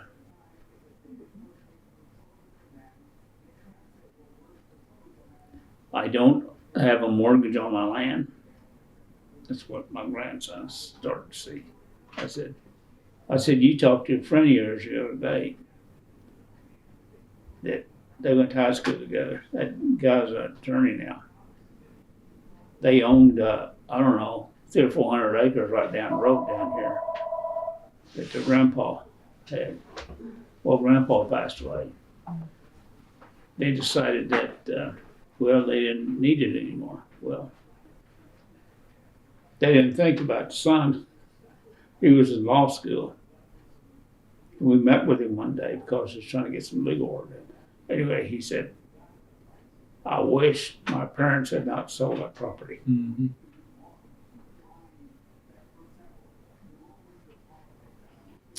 So you start to think about this stuff a little bit differently.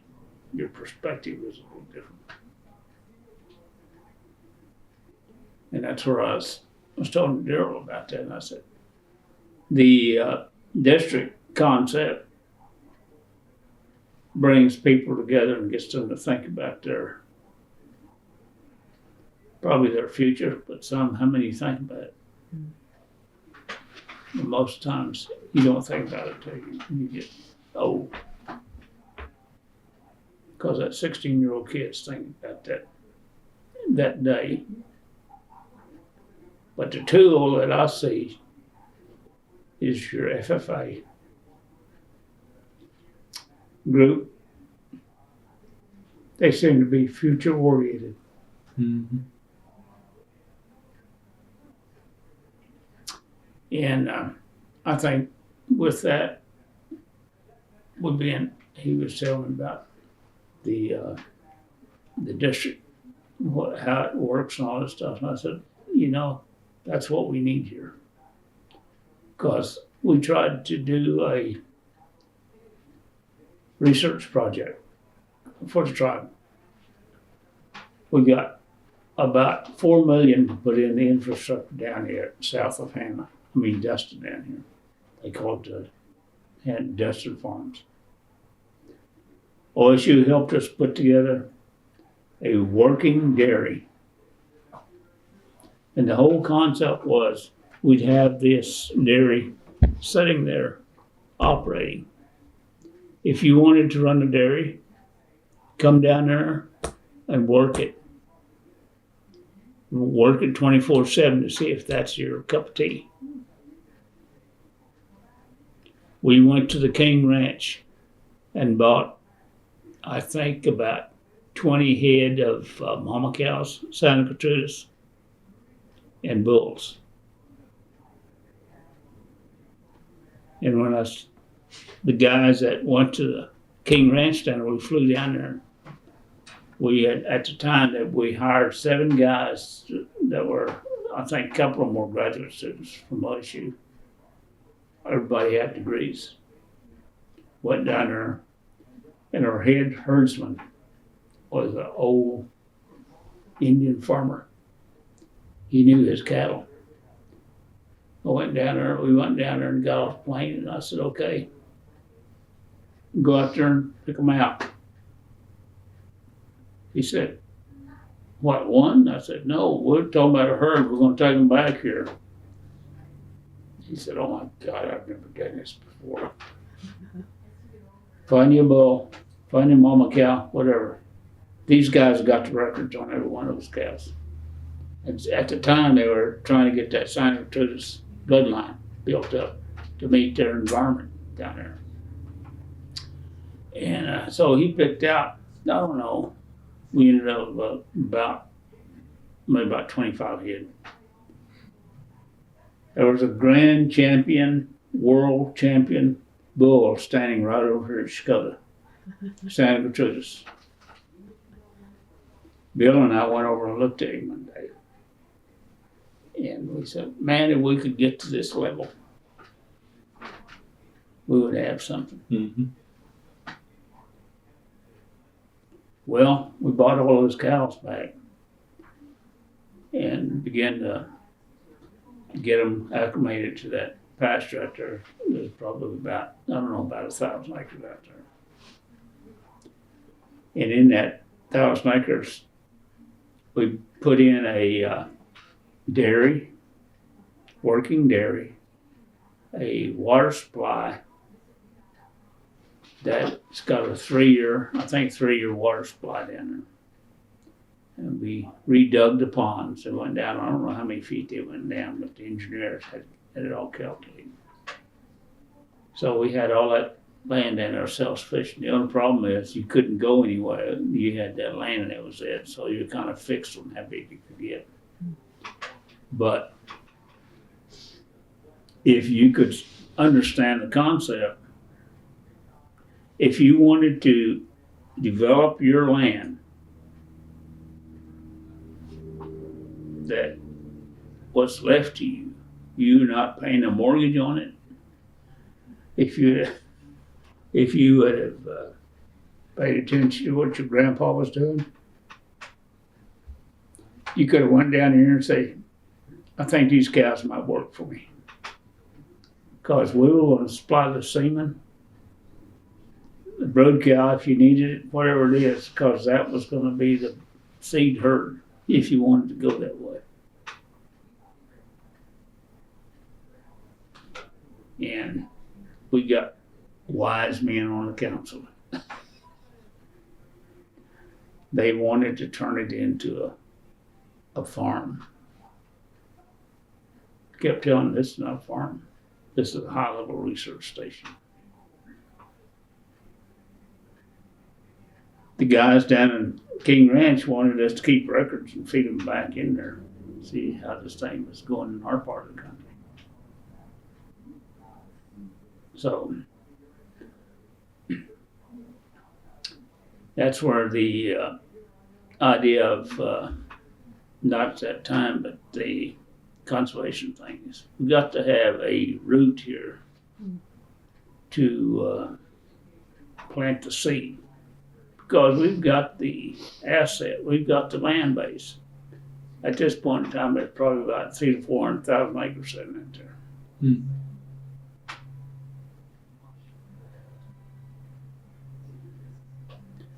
There's problems with it. It's scattered. But like a lot of operations today, you got to drive. Yeah. I've got property setting up around northern half of Creek County up there someplace. I've got interest in 160 up there. He met on it. Had to lease it out for cows. Me and another guy on it. So those problems are not new problems, probably every farmer and rancher around here has got the same problem. Got to drive down the road, got to drive to the next county. And that was beginning to say, and Darrell and I talked about that. That the district was the closest thing we could find that had federal backing on it. It was not an entity that you had to reinvent. It's something that you had to make work for you. So that's sort of the background. There's other backgrounds in there that I had led me to come to this conclusion that I took the council out. At the time, Bill was, her brother was heading up our tribal operations group, which dealt with the land base and all that stuff. Navajos were implementing their 1,000-acre farm. I mean, not 1,000-acre, 100,000-acre farm in Farmington. We flew out there in a charter plane, landed in Farmington, went out to that farm. They were starting it, planning it, laying everything out, 10,000 acres a year. And now they produce potatoes and whatever their staples are for their group. But I said that was, 15 years ago, thereabouts. They started. They're still trying to get. They got pivot operation, irrigation out there. Now they're doing harvesting whatever it is between the pivot circles and all that stuff, putting that in use. So there's a lot of innovation like that going on. And my thought is, get out there and look around. Buscalero is running a 300,000-acre Hereford operation. Seminole Tribe's got the largest cattle operation in the state of Florida. Hmm.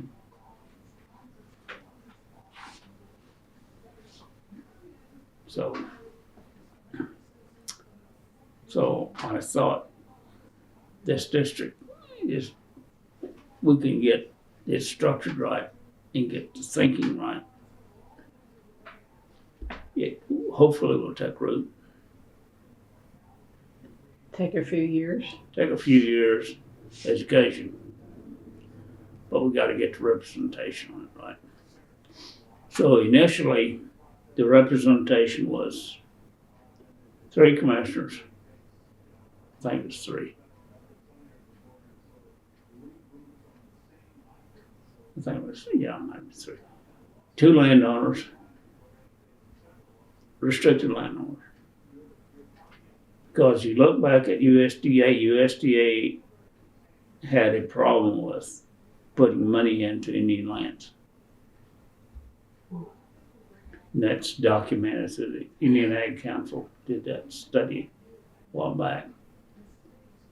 And that's why you see all this brush. And it's not that people don't care, it's just that there's a lot of obstacles in there. How do you deal with it? You got airship out the kazoo, and people don't know how to deal with the airship.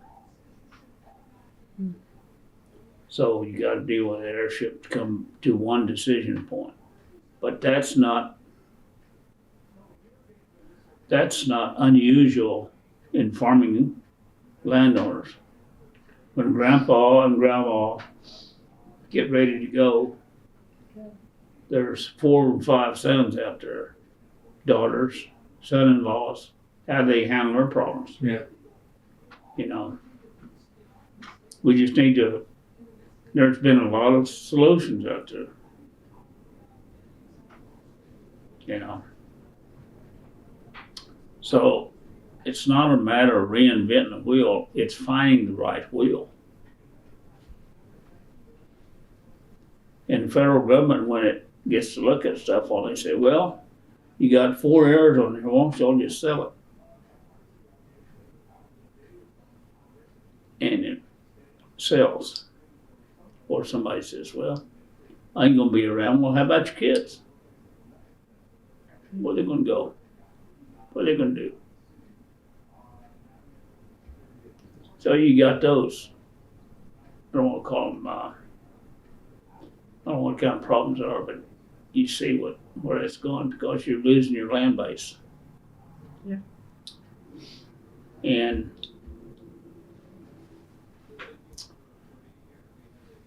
they're dealing with the same thing right now. Every family, I think, gets down to that point. I happen to be a lucky one. I don't know if I'm lucky or not, but I'm the only person.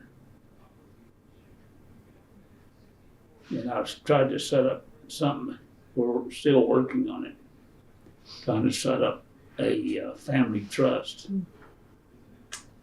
which is going to be easier for me to do because it's just me. True. So when I pass, it'll go to that trust, and the heirs then, my kids, will own to share that trust. To me, that's a working deal. They'll have a decision maker and a decision process. So how did you sell the idea of a tribal conservation district? I think I sat down with the Dan chief, George Steiger. We sat down one-on-one, and I think he understood that thing has got to come to pass, whatever it is, because he saw that in his own environment. I don't think he was raised in a farm environment, but he could see it. Mm-hmm.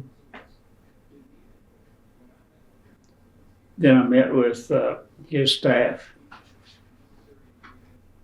and they supported it.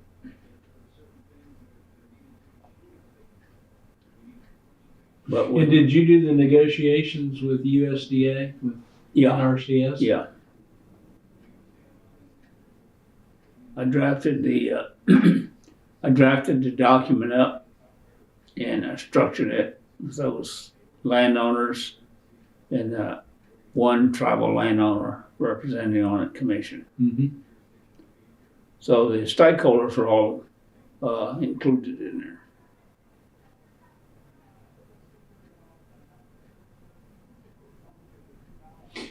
And are the representatives of the tribal conservation district, is there any geographic areas that they represent or just classes of landowners? It's right now, it's just the class of landowners. Yeah, okay. And the commission bylaws provide for one big giant commission, Mm-hmm. just those three. But then somebody came along and they tried to modify it. And they went to the council and got fee landowners in there. And my caution with that is you need to study the federal law and what the court has ruled. Because there is, you probably hear this thing about the McCurtain decision and all this stuff. Right. Well, I have people saying, well, we own all this land. I say, you don't own all that land. That land is going to go to whoever owns the title. At one point, the tribe owned 100%. Then it got allotted. Right. When it went to the allotment process, it went to those individual creeks who received that allotment. The next step is it might not have gone to an individual creek on the next transfer of land. I said, that's where you have to be careful on this stuff because federal law is not always going to lean in your direction. Mm-hmm. So you have to be careful on how you craft this thing.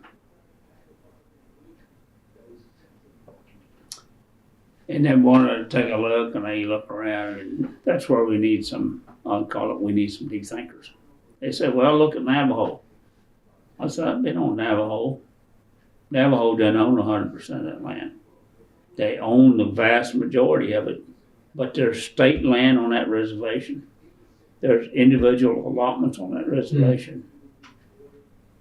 And you have to watch where you are, because sections of it, you get south of Gallup going out towards Zuni Reservation, every other square mile has got allotments on it. So you have to be, I guess, diligent about how you're crafting stuff. But the concept was by having a tribal district, you could more effectively work on the restricted Lands. land primarily, but also work directly with the land that the tribe owns their own, that they have title to, as well as native creek landowners that might have fee title but want to work through the tribal district. Okay, got it. And those are the ones that a lot of times don't have an avenue. Mm-hmm. And that's a lot. And for a while there, USDA was having a problem with it because I think their solicitors finally got together and cleared that up on how they could work. And one of the points I was making to one of the guys out of Stillwater, I said,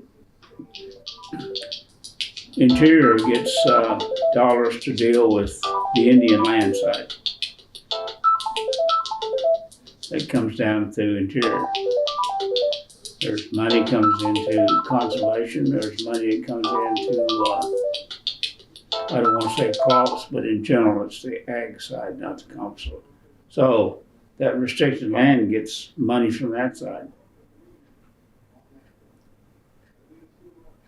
For example, every year Interior gets money for herbicide treatment. All you got to do, and this is where our tribe, I think, really falls in its place, is that last year they got I don't know how many, maybe 1 million or 2 million for herbicide treatment for invasive species on your lands. Mm-hmm. They put out the call to go up. Look, when that was the last year I was with the commission, we went up to Muskogee. There were only 3 tribes there.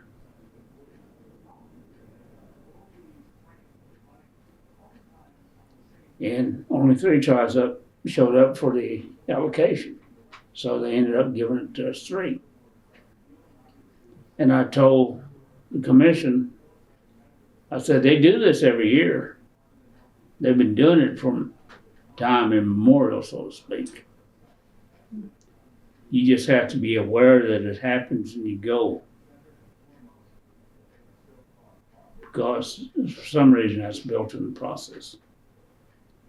So they allocated us money. We did some spraying around here. Mm-hmm. But then we got, I don't think we've done a very good job of educating people on invasive species. Right. I've had arguments with people saying all those cedars are the most beautiful things in the world. I said, have you ever walked under that ground where those cedar trees are? They said, well, no. I said, well, next time you go down there and look in that tree. Yeah. Now we got salt cedar coming in. That's a tough one. When I was working out in Arizona on the White Mountain Reservation out there, they had to deal with that all the time, even though there are about 6,000 to 7,000 up in the mountains. Still coming into the streams that find their once in a while. How it got there, I have no idea. So, were you an original board member on the Yeah. Tribal Conservation District? What was the title of it? We've tried to follow it back. What's the current title of it? Of the commission or district? Is it a commission or a It's district? supposed to be the commission. Okay. And the commission has the authority to split this up into additional districts, Okay.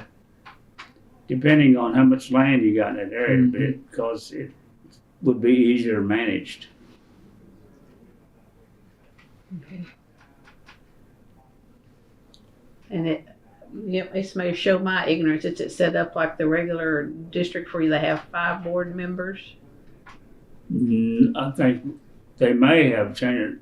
Somebody told me they got additional board members on it now. Okay. All you have to be is a non-landowner, and I said, I don't think I don't think you ran that by USDA.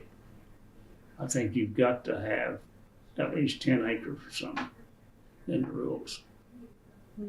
But this was a nation-to-nation agreement with USDA to authorize the Tribal Conservation District on the entire Muskogee Yeah. Creek area. Yeah. Yeah.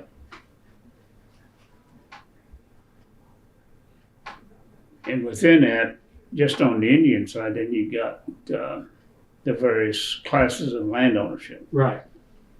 You have the allotments originally were allotted and put into a restricted title status.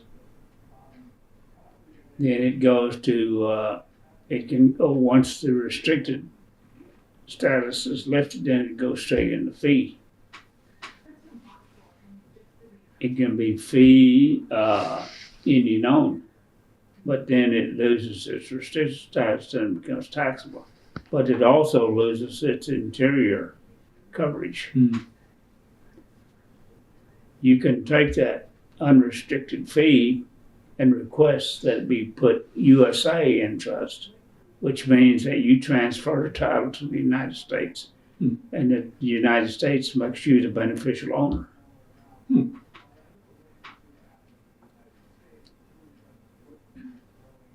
Then it becomes eligible for interior funding or use. Well, the district's been operating about 10 years or so now.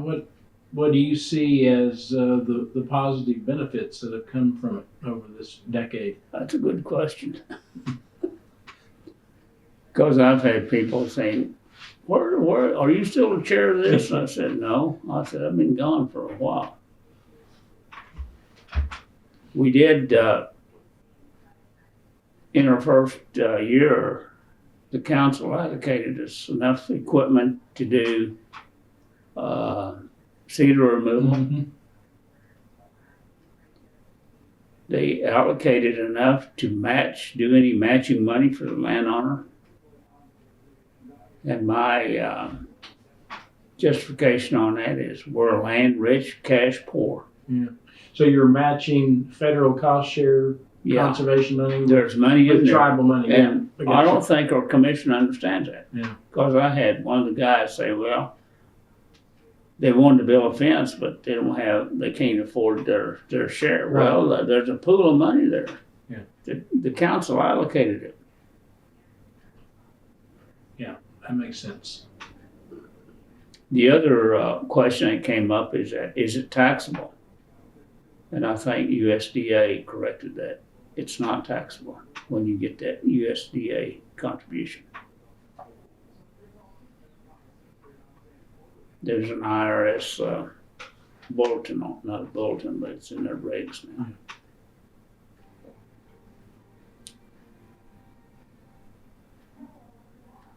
But I just think we need more education on it. So I tell my wife, being an Indian is tough. Well, I was reading some of the early part was a cooperative agreement with Hughes County. Or is that something different? That may be different. Different, okay. Just a cooperative agreement with Hughes County Conservation District, so it may just been earlier days then. And Prescribed Burn Association? I had a request for a prescribed burn the other day, and I said, I'm not on the commission anymore. I don't think we've done a prescribed burn. I visited with OSU's burn guys up there. Mm-hmm. They gave us a trailer and all the equipment. And I don't think we've burned an acre. But that's part of our history. We used to burn all the time. Mm-hmm.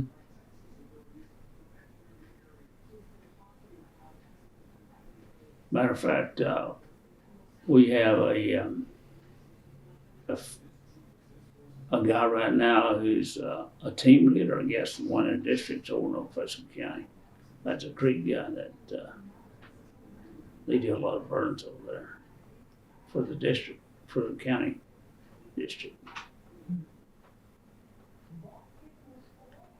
Did the tribe start one of their own?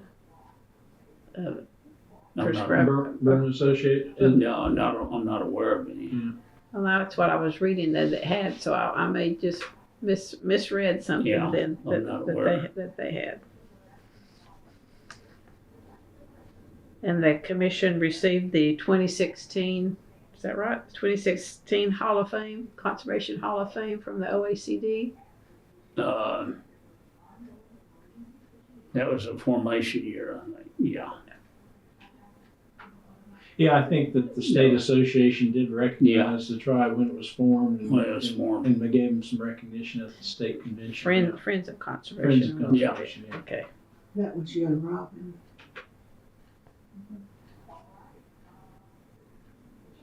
2016. Yeah, I did. We did. We're hanging in the Hall of Fame How someplace. about that? But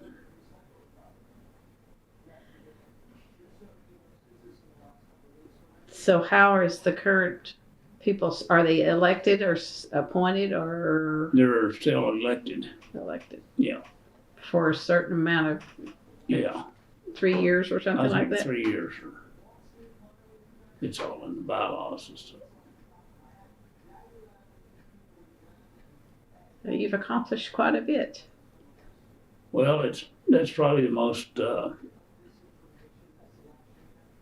difficult one. There's a lot more that needs to be done. We had 5 demonstration plots that I don't know where they are. That we were supposed to show other landowners what could be done. So.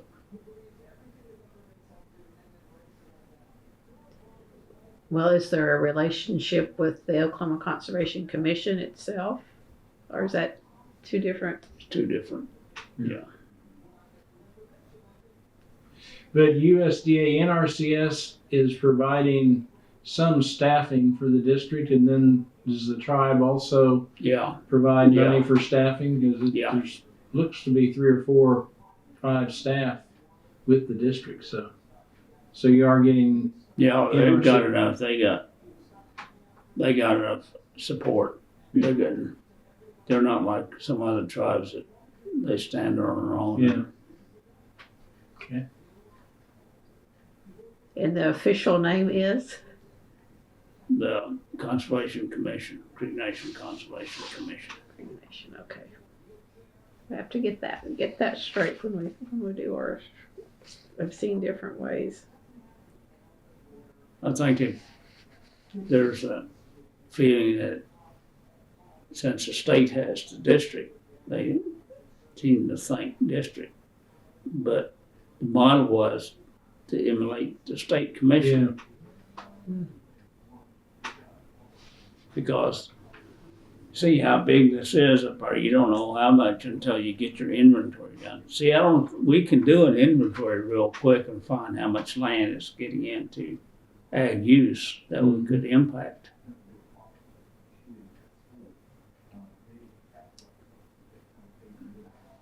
We've got so much promise that I don't think it's not realized.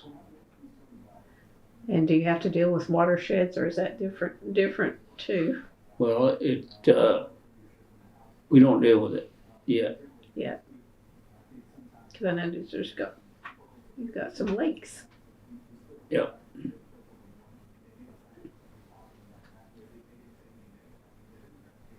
How about feral pigs? Well, Feral hogs. there was an attempt made, but somebody said, "Oh, you got to sit out there with them." I said, "Well,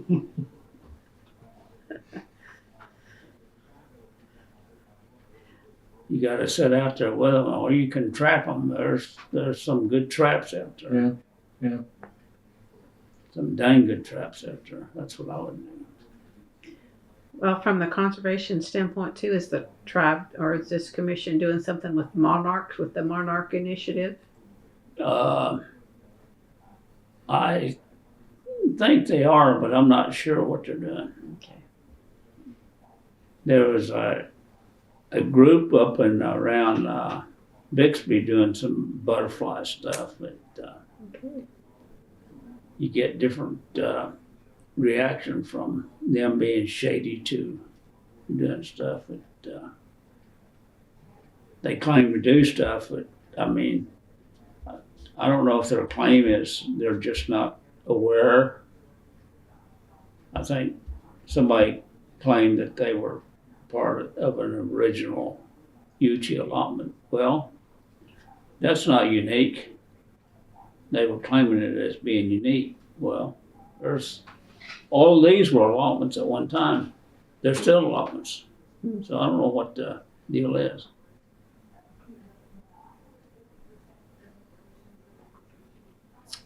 So, to me, the monarch is probably more unique than the claimed land being unique. I mean, overall, pollinators are big. Yeah. Pollinators. Yeah. But I lean towards elk. We need to bring the elk back. Someone else was talking about that. I don't remember who. So Daryl was one of the first to give you a hint on. Yeah, he had. We had talked about it. So that would have been in the early 2000s too, I guess. Then. Before. Yeah, probably. I think that's when he was state conservationist, early 2000s. Yeah.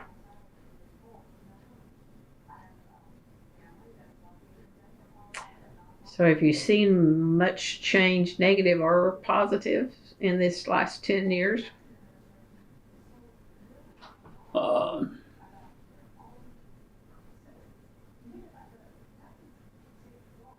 I don't know. Haven't seen any change. I still see broad brush.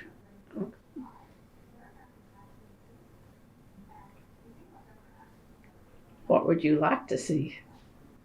Less brush. Okay. And you have how in mind What's that? ways that that could be less broad if you were I there. just see all this. I just see all this brush is invasive. Mm-hmm. Because I've seen different parts of Indian countries just like a park, where they clean it up, and foresters are out there doing markings and cuttings and all this stuff. But I'm not sure where our thinking is.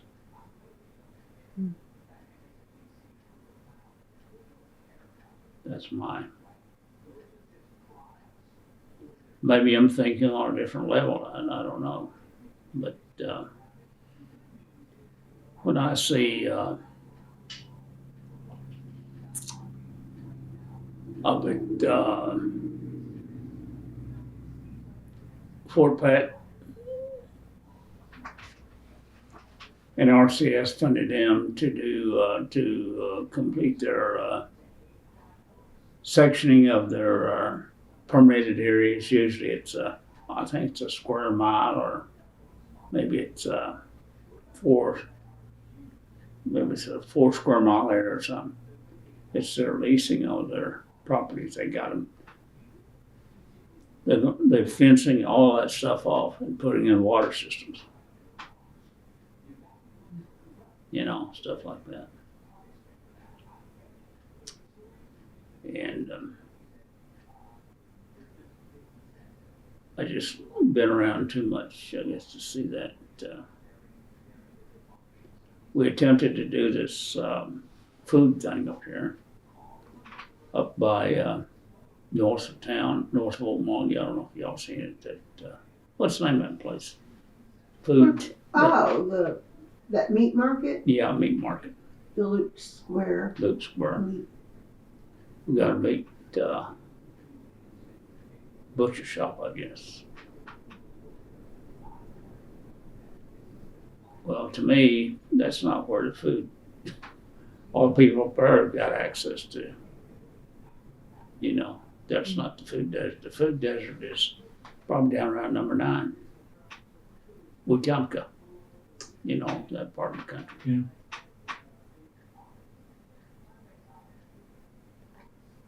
Well, from a conservation standpoint, what are some of the bigger issues for the area? Invasive species, you said. What are there others?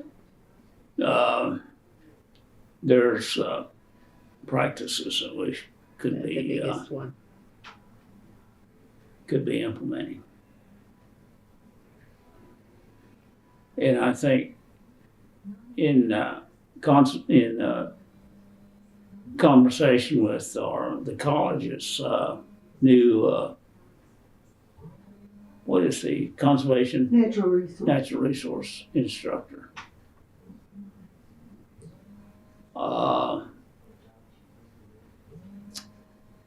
He's having to go back and teach basic things to kids that want to major in that area, including showing kids where an egg comes from, a chicken.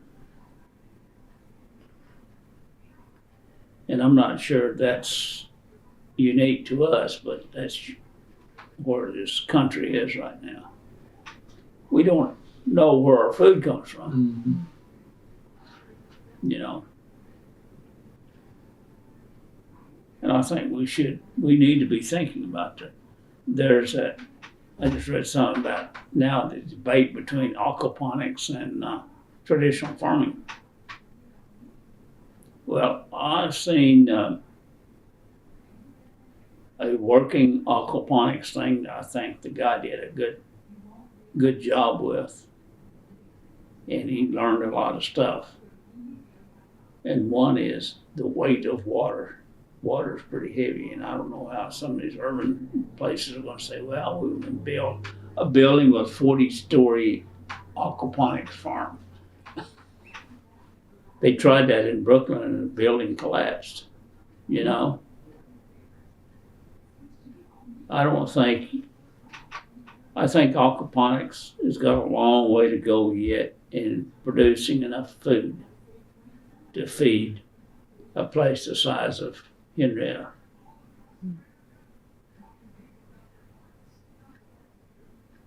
It produces some nice food, some vegetables, some fish, but how much water is it going to take? And that water is heavy. And not necessarily clean anymore. That's true. So you need math and physics and chemistry. You need all of that. And I see technology in agriculture is growing by leaps and bounds. Yeah. Go back to your heat lamp you fixed for your Yeah, burger house. It's some of that stuff is I think people were on the verge of survival mode. You know, they were doing what they had to do to survive. They didn't have the luxury like we have now and being able to sit back and say, well, I can do AI. Well, to get to AI, you had to have massive databases. And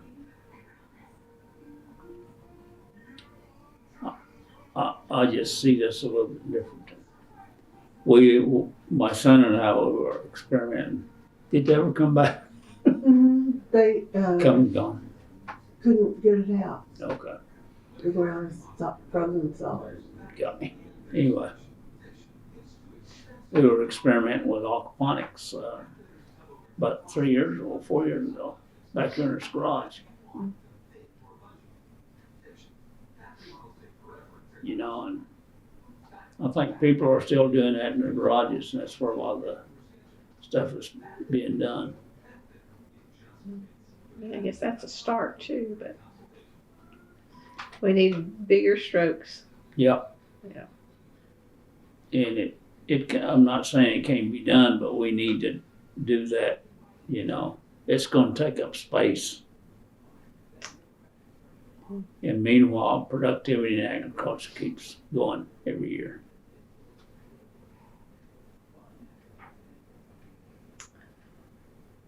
It amazes me how genetics and cattle production has just gone by leaps and bounds. Mm-hmm. I'm trying to get my oldest daughter to get her interested in it, but she doesn't see that database that she doesn't have to build anymore. She just needs to do the searches on it. Mm-hmm. Well, I'll be curious to see where the next 10, 20 years takes us on it. I told my brother-in-law, Bill here, her brother, I said, I need another 30 years. Yes. Yeah. I think the world needs another 30 years of you, because you saw some things. We're, the next project I'm dealing with, and has to do with conservation, but in a different way, I think. It's trying to get the landowners. We're putting together a landowners group. Again, these are working landowners. We already got one older lady. I don't think she's that old, but we got her to move from, she was doing chickens, I think now, and raising chickens, moving her coop around, and her taking care of the weeds and whatever it is. So when you say landowners, what's the purpose for this new venture? What's the purpose? Yeah, if you're getting landowners together to do what, just change their ways? Well, get them to recognize that they are landowners. Not everybody is a landowner. Oh, okay. They've got the ownership and control of that property. They need to maximize it and put it to use, or even just use it. They do visit some demonstration projects. Well, we've talked about it. We're still in the formative stages of the landowners group. Trying to figure out, what's going to be our concentration. Soil health, regenerative soil, whatever Regenerative the buzzword soil is. would be one, but we range all the way from, we've got a lot of old oil wells.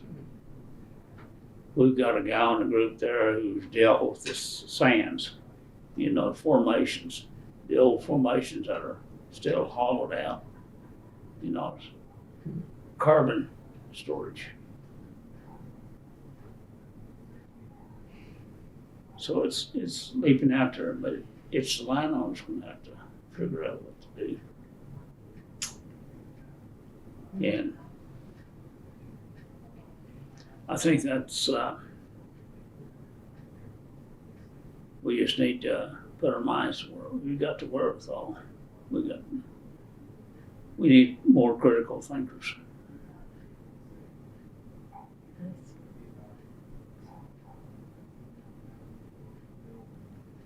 Well, you came along at a good time, and yeah, I mean, if you hadn't, you don't know what would have transpired. Yeah, well. To you. Anything else on your list, Ben? Nope. Covered the waterfront. Well, I've been involved in the tribal stuff, I guess, all my life, and I haven't really realized it, but I've been involved with our constitutional government. I did my stint on the Hill, so to speak, in Washington. I've served on congressional committees, task forces. Then I had somebody ask me, what do you do? What's your job? Well, I retired, 10 years ago. And I never did want to get tied up in all this, what I call, you get out there so far you lose touch with what the real world is about. That's where I think the White House is. Because I've been right on the verge of could have gone there, but don't want to go there because you lose that touch of reality.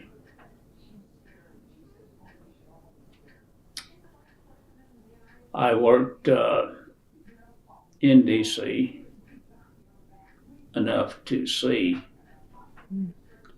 some of that loss of touch that you put a policy together.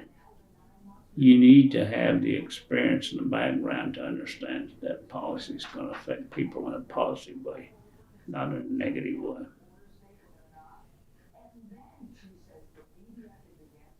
So you need to get out and watch.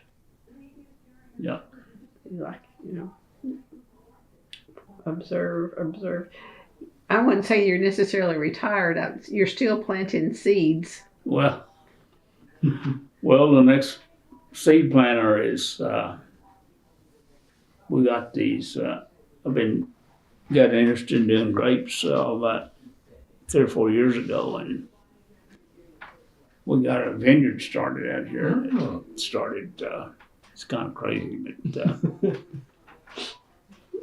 OSU has got research stuff going on, and this freeze, we've had 2 freezes now. We've got to have a hardy grape that's going to stand these freezes and be able to withstand the heat.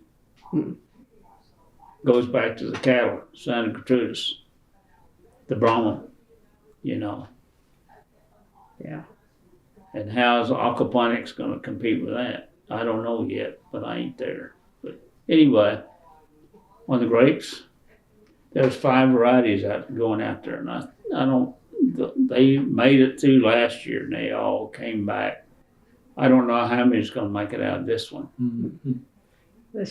The extremes are getting further apart, That's right. aren't they? And then we've got another variety of grape that's native to this part of the world. There's really one that's been commercially cultivated, and I can never remember the name of it, and I wrote it down this morning.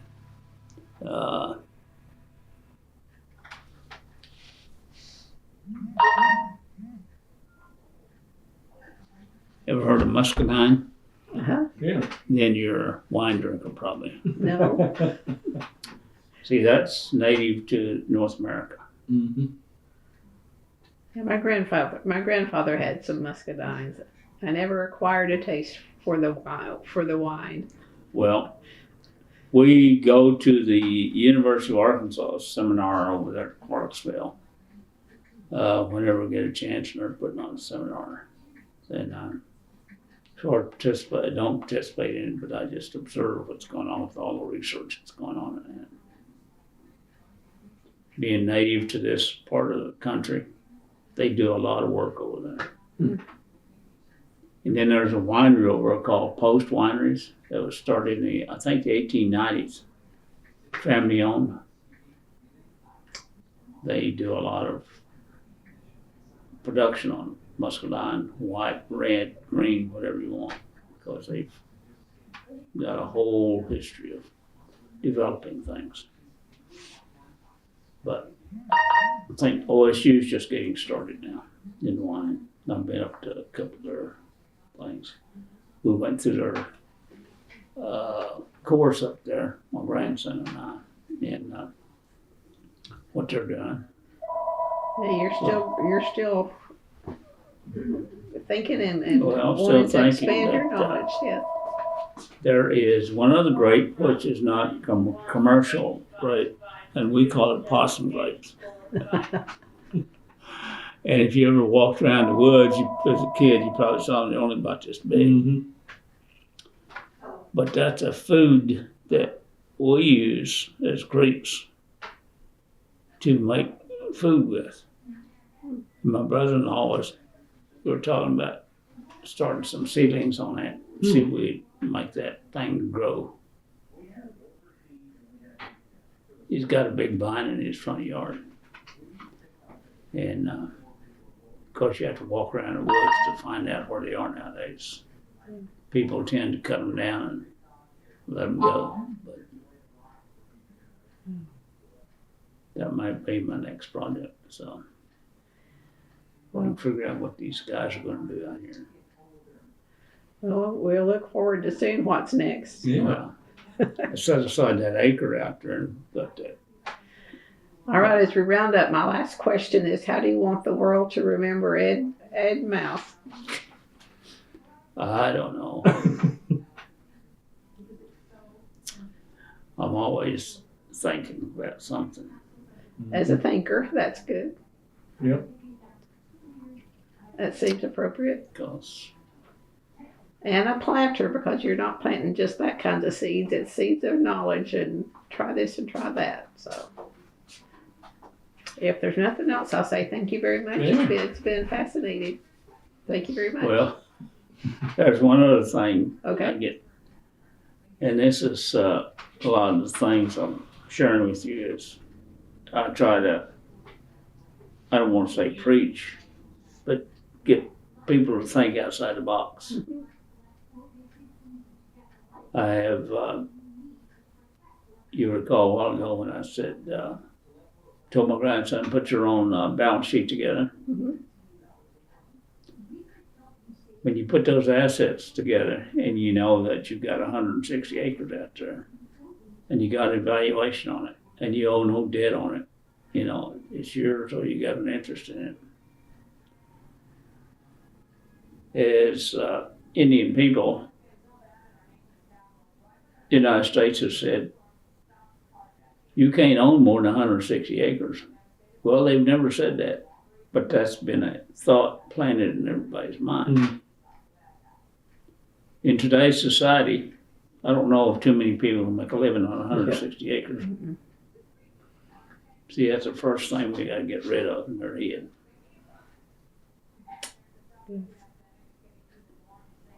And I was telling somebody the other day, I said, you need to get rid of that thought. You can own more than 160. Well, that's what I've been taught. That's what the realtor told me. I can't own more than 160. I wanted to buy my aunt's 40 acre over there where she's living all the time. They said, well, you can't, you already own 160. Well, you can own 160. I said, I don't know how you, I said, what do you think the biggest ranch in the world is? I said, there's some big ranches around here, even locally. Really? And they say, yeah. And I said, right across the road here. I said, there's 5,000 and 6,000 acres. I don't know how much Jim Shoulders owns right up the road here. You know, you can't make a living if you're in that environment on 160 acres. Unless you do extensive farming. Unless you're in China and you build a 40-story building and put hogs in every day floor. You know, we're not there. And there's new things coming on in agriculture all the time. But you got to think. I think that's one thing agriculture does, makes you think. Well, that's something we have to have. That's right, we got to eat. Gotta eat. Unless you're of that culture that says, well, just go down the safe way. And we have a lot of people of those. I lived in D.C. off and on for about 17 years, and I saw a lot of that. I was there when they hit the Pentagon. you know. And I saw people go crazy. They were scared. They had no idea what was going on. They were going to run from the whatever it was. They were going to go across the river into Virginia. Well, what is that? 3 miles across the river, and you're going to go there, and you're only 3 miles away when a guided missile can go from here to there and get you. You know, those people in the East think differently, or don't think at all. I tend to think the latter. Because they haven't seen things. Right, right. There were people I've run into, especially in the Pittsburgh area, that had never been more than 3 or 4 miles away from home. And they got crazy when it was going to get dark because they didn't want to get caught away from 3 or 4 miles away from home. And then I go to Arizona. We've got families going from northern Arizona and back up into Utah, and they're driving down to Phoenix, all in a day's time. Different mindset for sure. So, you know, I'd rather be out west than back there, that's all I can say. Yeah. But the next animal on my block is, I can't remember the name of that goat. There's a goat. I don't think of it anyway. That is a meat goat. Or maybe it's a sheep. I think it's a sheep. Got a black head. They were developed in South Africa for meat. They're now coming in here.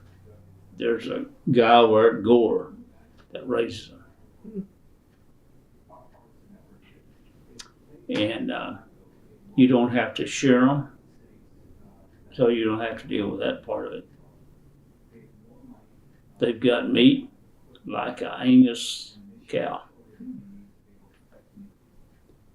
And the market right now is the Muslim community, because everybody else hadn't caught on to it yet.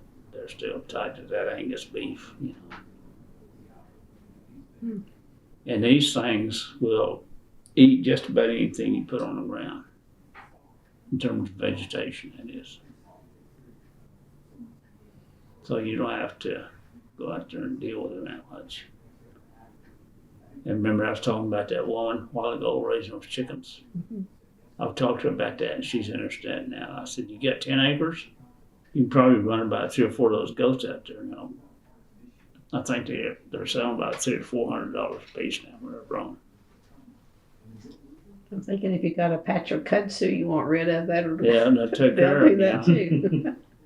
So you got that sort of innovation that's coming in that will get that income on a small acreage. Just have to educate. Yep, People be and I willing think to that's try. where it is. We're not doing enough of it. Right, well, we'll try to do our little part. Well, I'll help you on the eating part. Well, thank you for that. I think I want to cut this off before we get too far off again.